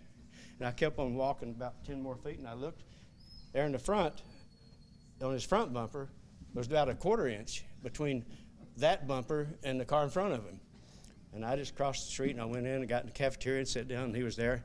I said, Clyde, you're in trouble. I said, if these people that parked out there aren't back there and gone before you get back, you're not going to get out. He said, they were there when I got there. I said, what do you mean? He had pulled that car up beside it in that spot that was in between those cars and drugged the car into the parking spot. And I got to expect things like that from him. He was just determined. Anytime he was going to do something, it was either going to work or he's going to break it. And I got some stories about that, but I won't go into it. Anyway, 60 years ago, I've known Jack Young for 60 years. That's a long time. And every time I want to get a drink. For those who don't know, anytime you start to cry with emotion, just take a drink of water. I'm going to sit this right there. But anyway, Woody Hayes first saw Clyde play when Hamilton High had their first scrimmage game up at Troy, Ohio. And Woody was there to see this fullback named Ferguson play. But at halftime, he came over to Hamilton's bench before he went to see Ferguson. He came over and met Clyde and introduced himself and said, I want you to come play for me.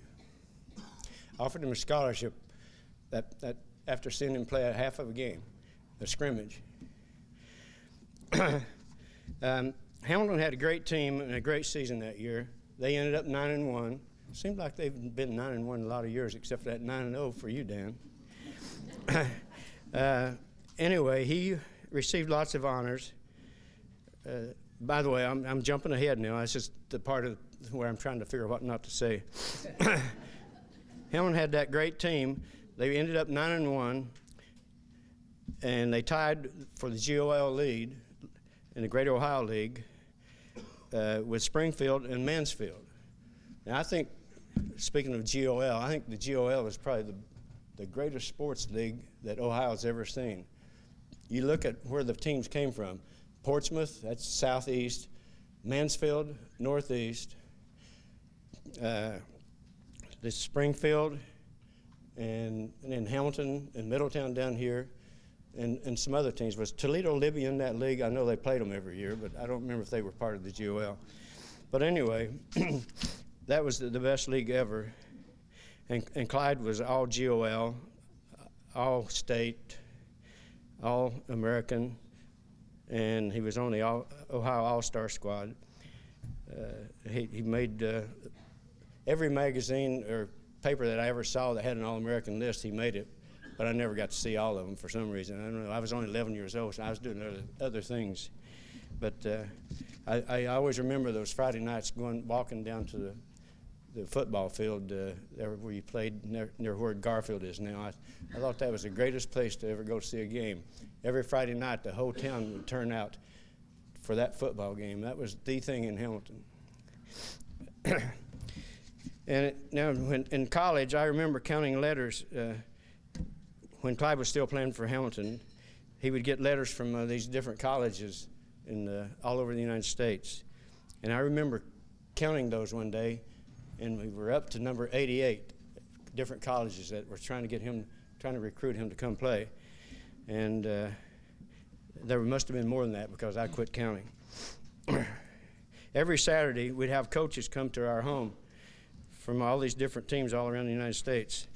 And usually, there would be coaches sitting on the front porch waiting for the other coaches to leave. And then there would be others behind them when they would go in. That was every Saturday, mostly through the season, especially after. After Hamilton's season was over, coaches from Green Bay, the Green Bay Packers, started showing up. And I just learned this last week, and I really appreciate being put in this position of responsibility to look up and write something about Clyde, because I learned more than I ever knew by just going through paperwork. My sister Linda there, who flew in from Florida to be here with us, she kept a scrapbook that year. And I just would read through that whole scrapbook and read articles every game. It was just amazing. It's a record, a record of a year that I'd never forget. And that's where this paper came from that I'll read it to you in a minute. I never saw this record until I started working on this, Jack. Okay, let me keep on going here. Now, this is a drink from my throat, not because I'm getting emotional.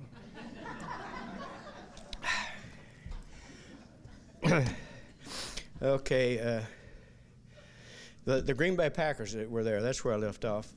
They came there and they were talking to him. They wanted him to skip college and come play with the Packers. I'd never heard that until I started talking to my one brother. And meanwhile, Woody Hayes had Clyde and our family come and visit Ohio State.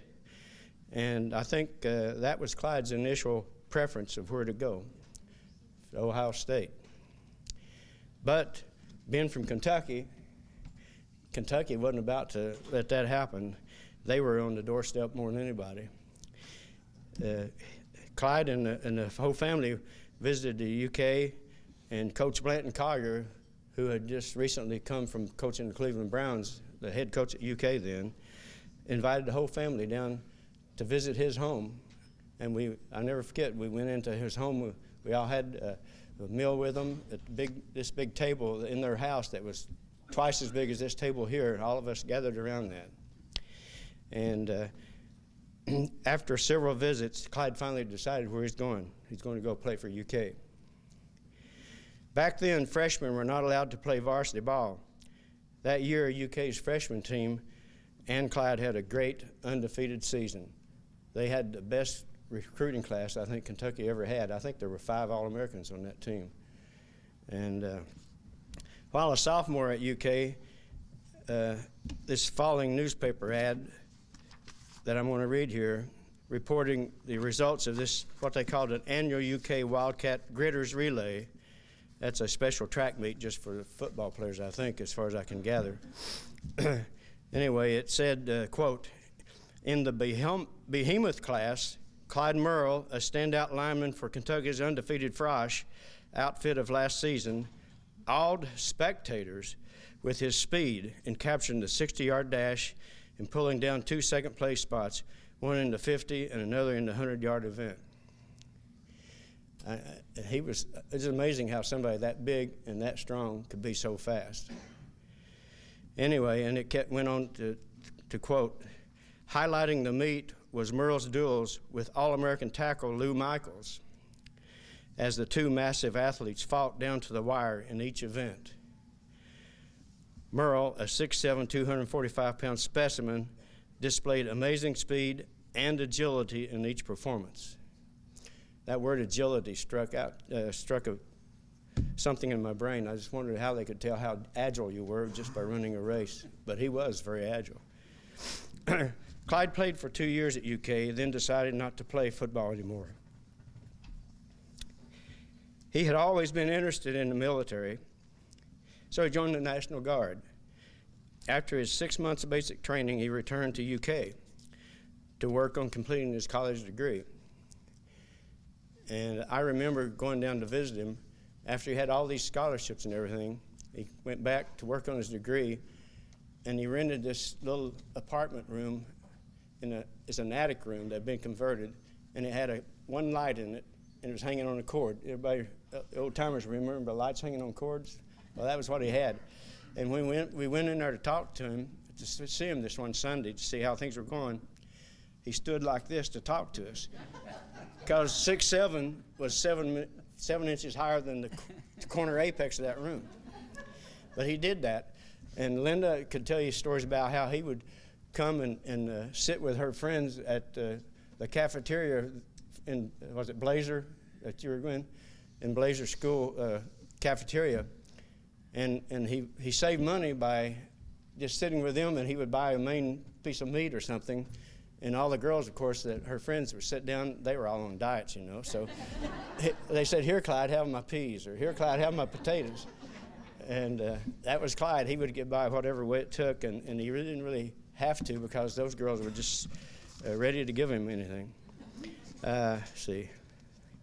Let me find my place here.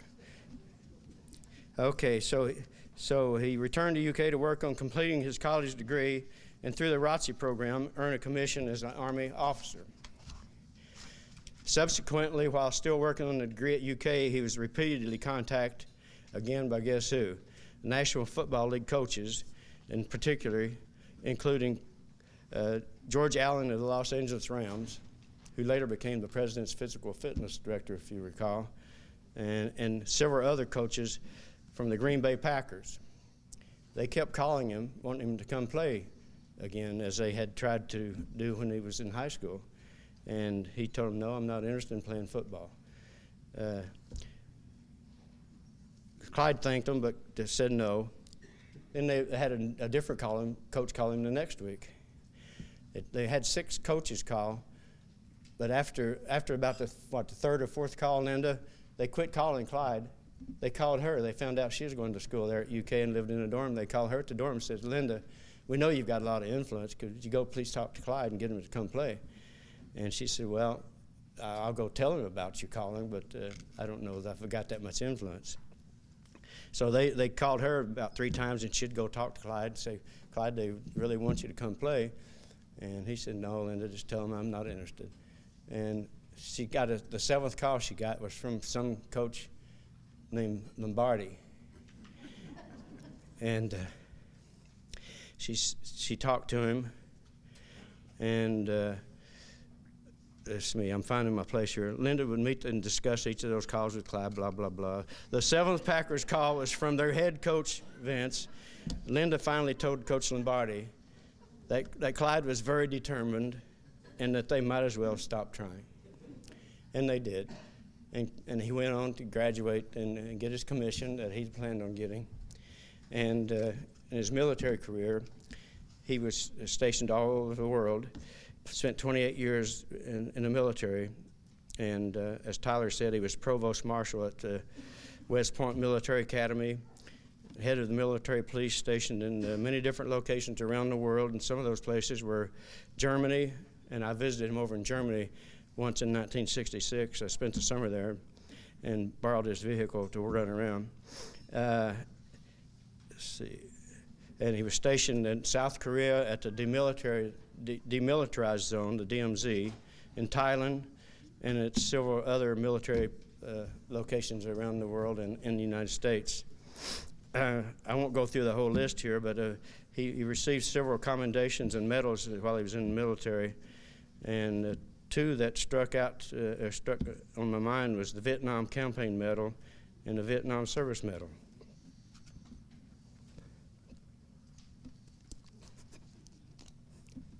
This is what I need. Okay. And he was also, I'm about winding down, he was also a consultant for the Air National Guard in New York City, an advisor to the cadets at West Point. Actually, there was somebody, a lot of you probably remember, a guy named Bill Moeller, wrote for Bill's board, the Journal News. Well, his son Bill was at the academy when Clyde was there, and they got to be good friends. Clyde was also presented with a Kentucky Colonel Award by the governor of Kentucky. I don't really know why, but it's a good thing to get. Might get some free chicken. But anyway, that's about it. Here's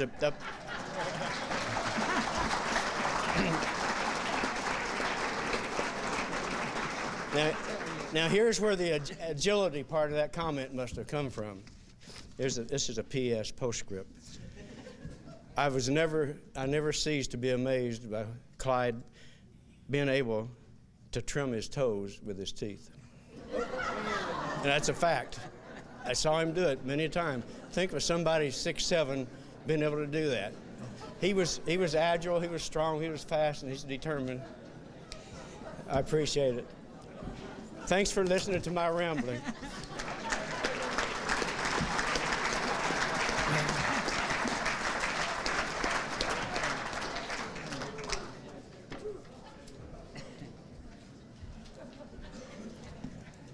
Ken, we were doing so well avoiding all the Kentucky stereotypes that we fight every day, and then trimming his toes with his teeth. They did win. That's a good point. All right, our next inductee is this good-looking man right next to me from the class of 1979, Tim Reed.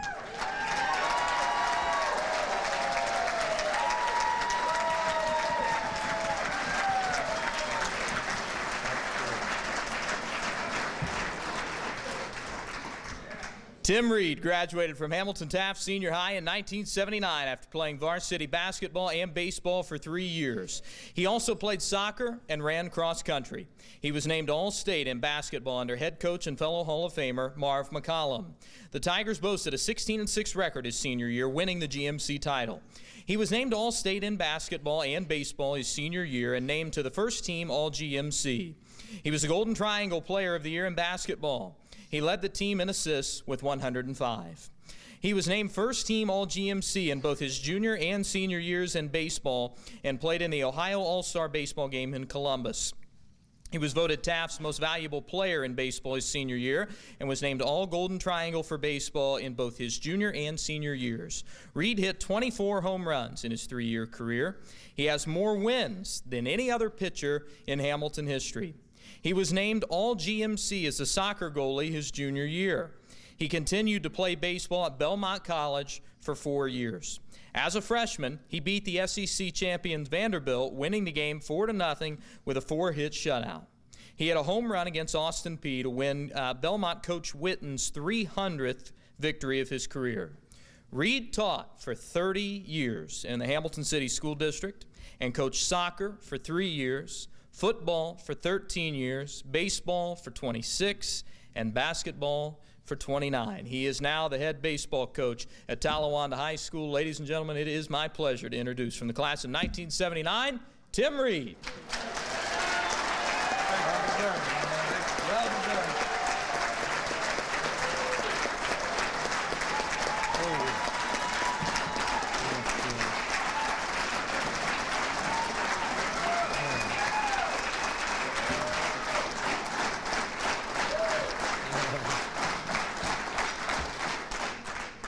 Thank you very much.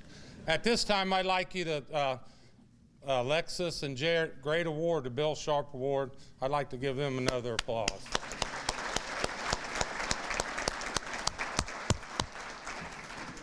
I want to begin by saying congratulations to my fellow inductees, a great honor. I also want to thank the committee for my selection to the Hall of Fame. This is a great honor. It humbles me to have a place alongside the great athletes of Hamilton. I've lived in Hamilton for my entire life. I'm proud to call it home.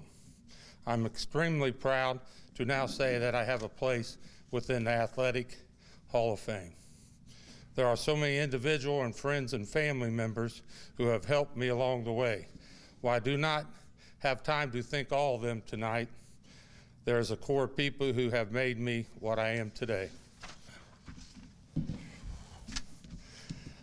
I want to spend my time thanking them and letting them know how much their help has meant to me.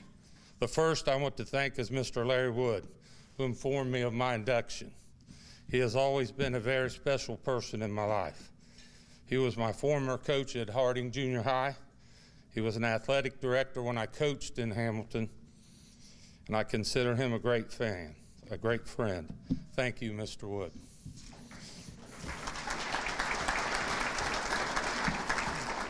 Next, I would want to thank some dear friends who I grew up with. They are here tonight. They were there at the beginning of my athletic career. Mike and Mark Rice, Jerry Lauer, John Graff, Brian Barlow, Jeff and Craig Estridge, Greg Pettit, Greg Spurlock, and Coach Kerry Hicks. I'd like to thank you for everything you've done for me. Next, I want to thank some of my former teammates of mine. As Coach Marv McCollum used to say all the time, there is no I in team, and my teammates need to be recognized.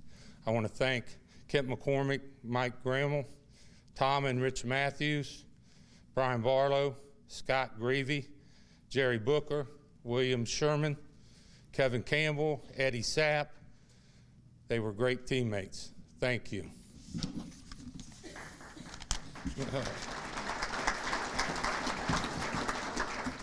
Next, I would like to thank the coaches that I've had in my life. Often coaches are not just coaches, but they are role models. And these men all became role models of mine. I want to thank Steve Matthews and his father, Bill. They were my Little League coaches. They taught me the fundamentals of the game and a lot about life. My high school coaches, basketball coach Marv McCollum and Mo Flagg. They taught me a lot. My baseball coach, Joe Urso, who taught me a lot about baseball, but even more about the important things in life. His guidance and advice shaped my coaching career, and I want to thank him immensely. Next, I would like to thank the men who have allowed me to become a coach in the town that I love. Coach Ed Minery, John Smith, Dan Bowling, Larry Allen, Joe Lewis, Tim Robinson, and my coaching pal, Greg Atkins. They meant a lot to me. One special coach I would like to thank who helped me when I became a teacher and a coach. I owe a lot to him, Terry Mers. I want to thank you. You helped me along. I owe you a lot. I'd like to thank all my former players who are here tonight. It was great coaching every one of you. I appreciate all the effort and your support by coming here tonight. Thank you. Being an athlete and a coach, you need a lot of support from your family and friends. The long hours and the weekends, the traveling, all these things take away from the people you love. Luckily, my life has been filled with family and friends who have always understood the time commitment that I needed to make as an athlete and a coach. One special friend, Jimmy Vogel, my best friend, we spent hours playing basketball and baseball together. He's been there all my life. I want to thank him very much. Thank you, Jimmy. Next, I'd like to recognize my family, my brother Wes and Lynn, who are here tonight, my mother Willa, and my father Ivory. They supported me throughout my entire life. I can never repay you, but know that I love you all very much. Thank you. I want to thank my mother and father-in-law, Barb and Jack Manus, and next get to my family. Thank my children, my daughter Allison and her husband Jason, who are here tonight, my daughter Shannon, who wrote this, and I thank you, Shannon.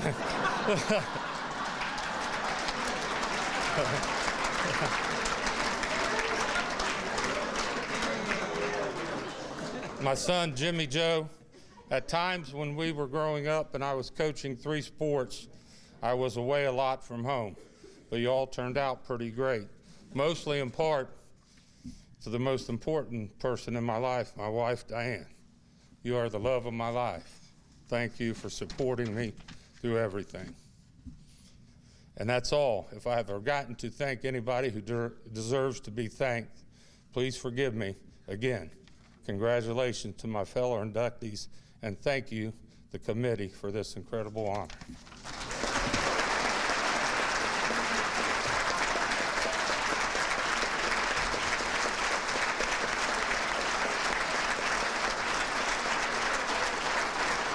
job. Yeah.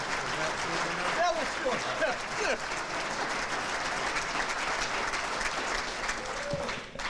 Thank you, Tim. That's a fan club right there, brother. I don't know how much you paid them, but spread it around. Folks, I'm going to confess, I've been waiting for this next one for a long, long time.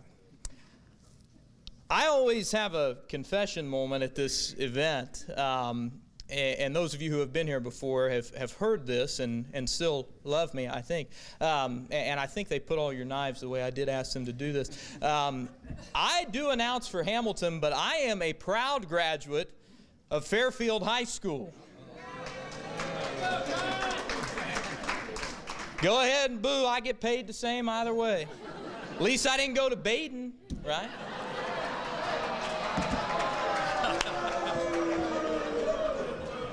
Those Baden people are always rowdy. You can get them riled up like that. The date was Saturday, February 2nd, 2002. Nate Rusbosson, does that date mean anything to you? Yeah, it does. Here's why. I was an 8th grader, a young Fairfield Indian, actually at one of my very first basketball games at Fairfield High School. And Fairfield happened to be playing the Hamilton Big Blue, a team which at that time I had no love for. Now I love them because they pay my paychecks. I sat and I watched that game and I cheered the entire time because Fairfield led almost the entire game. Almost the operative word. Right at the buzzer, as I was putting on my coat, getting ready to leave the gymnasium, a young man named Nate Rusbosson hit a 3-point shot from like Westchester. And Hamilton won that game 45-43.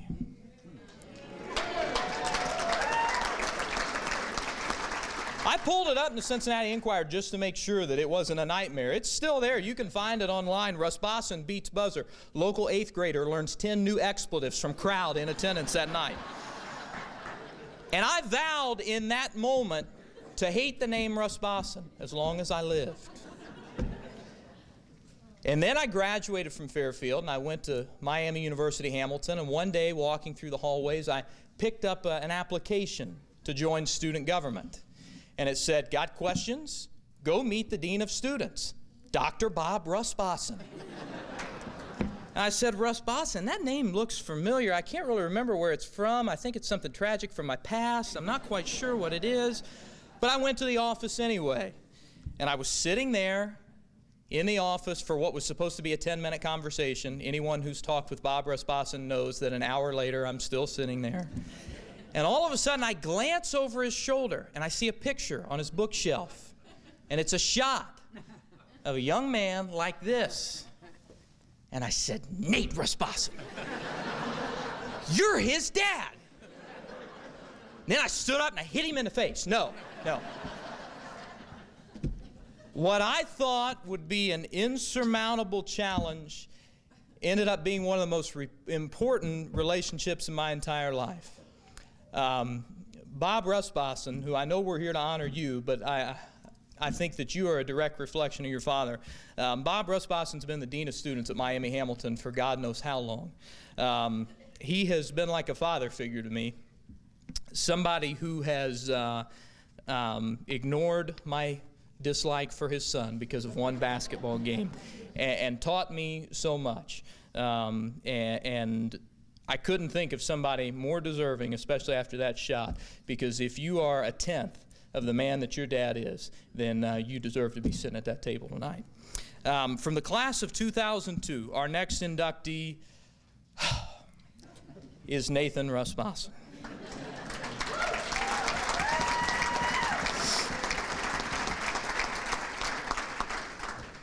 Nate Rusbosson graduated from Hamilton High in 2002 after playing varsity basketball for 3 years for head coach and fellow Hall of Famer Larry Allen. The Big Blue team was sectional and district champions in Rusbosson's sophomore year and made it to the regional finals. They again reached the sectional finals in his junior year with a 14-5 record. He was named second team All-GMC and second team All-County.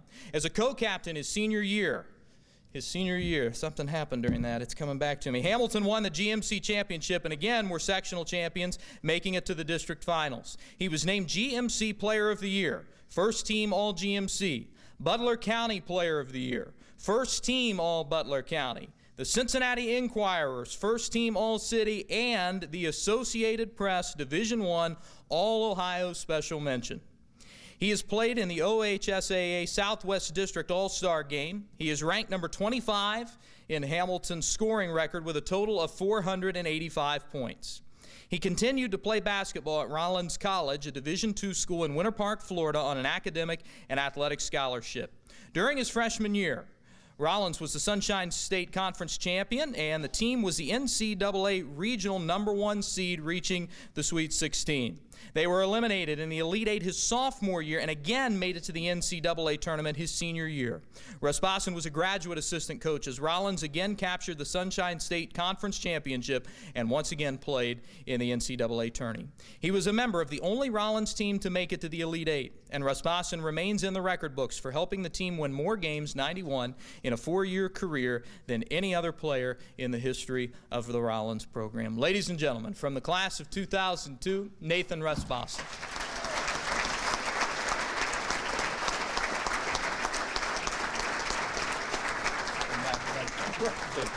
Great introduction. It's tough to follow that. Tyler's introduction of me, and I can't thank him enough, but also the relationship that he has with my father. I've heard it through the years, and it's pretty remarkable. But I'd like to congratulate all of you guys up here with me. It's really special, and then thank you to the committee as well. Getting the call from John Ross back in October was one of the biggest surprises I've had.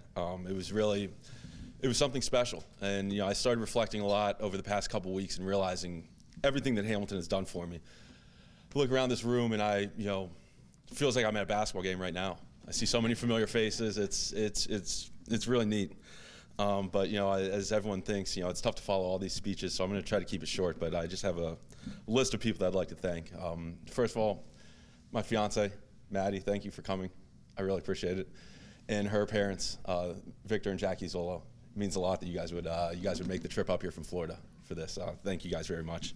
Then all my parents' friends. There are a couple tables full of my parents' friends, which is it's neat that you've followed my career since I was 8th, 9th, 10th grade. So the fact that you guys would come here and support me, thank you guys very much.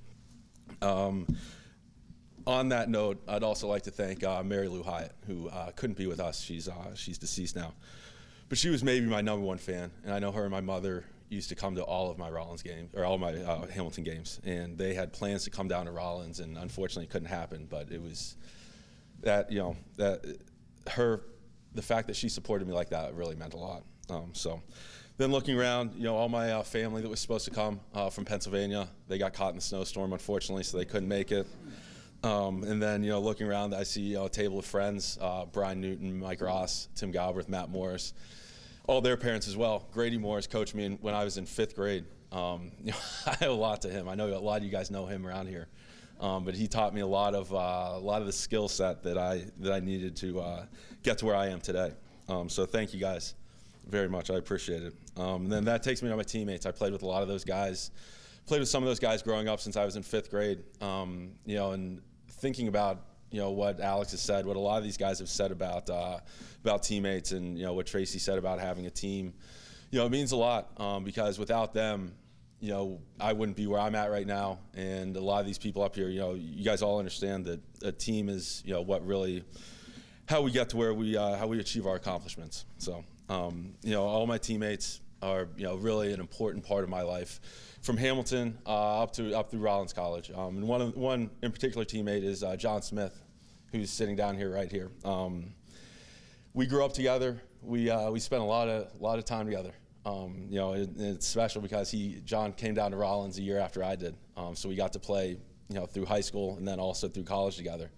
And it's tough to say, not many people get to say that you get to spend, 8 years playing with your best friend. But that's something that I was fortunate enough to do. So thank you very much. Thanks for coming to Rollins. And I know you came down there for a visit just to hang out with me, but it ended up working out well. And, you know, that takes me to the coaches. Coach Tim Robinson coached me when I was in 9th grade. And then, you know, Coach Reed here, you know, Coach Carlin, Coach Vesley, and most importantly, Coach Allen. You know, unfortunately, he couldn't be here. He decided to trade places with me and spend the week down in Florida. So it's, you know, I wish he could be here, but I know he's thinking about all of us here. And it means a lot that he would, you know, he's such an important part of my life. I still stay in touch with him. I get to see him in Florida a decent amount. As you guys, a lot of you probably know, he loves Disney World. So I get to see him and his wife a lot down there. And then most importantly, this takes me to my family. My sister, thanks for coming from Chicago. She was a prominent player here at Hamilton too. My dad likes to compare the two of us a lot. So it took a long time before I could beat you in one-on-one, but thank you for that. And then my mom and dad, who you know, I owe everything to.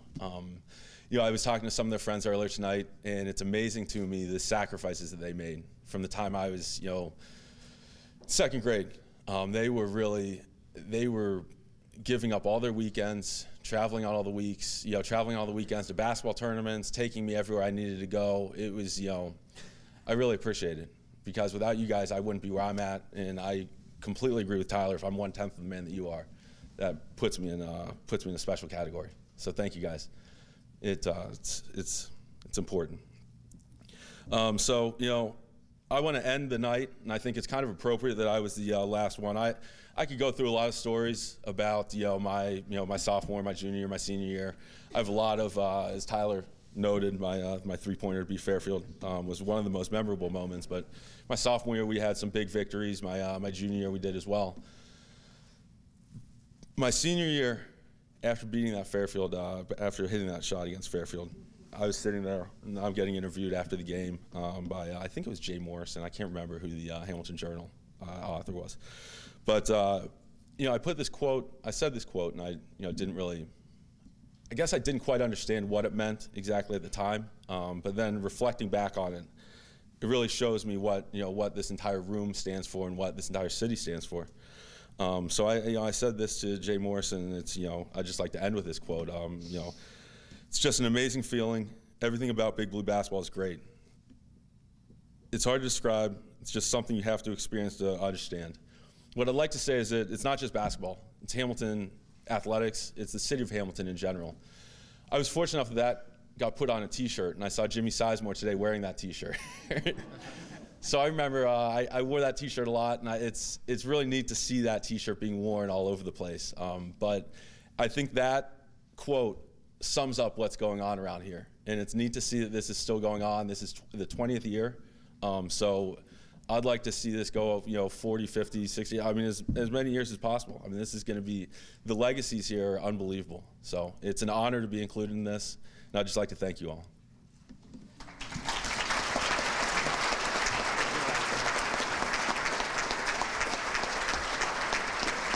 Ladies and gentlemen, a round of applause for the 2016 class of the Hamilton City School District Athletic Hall of Fame.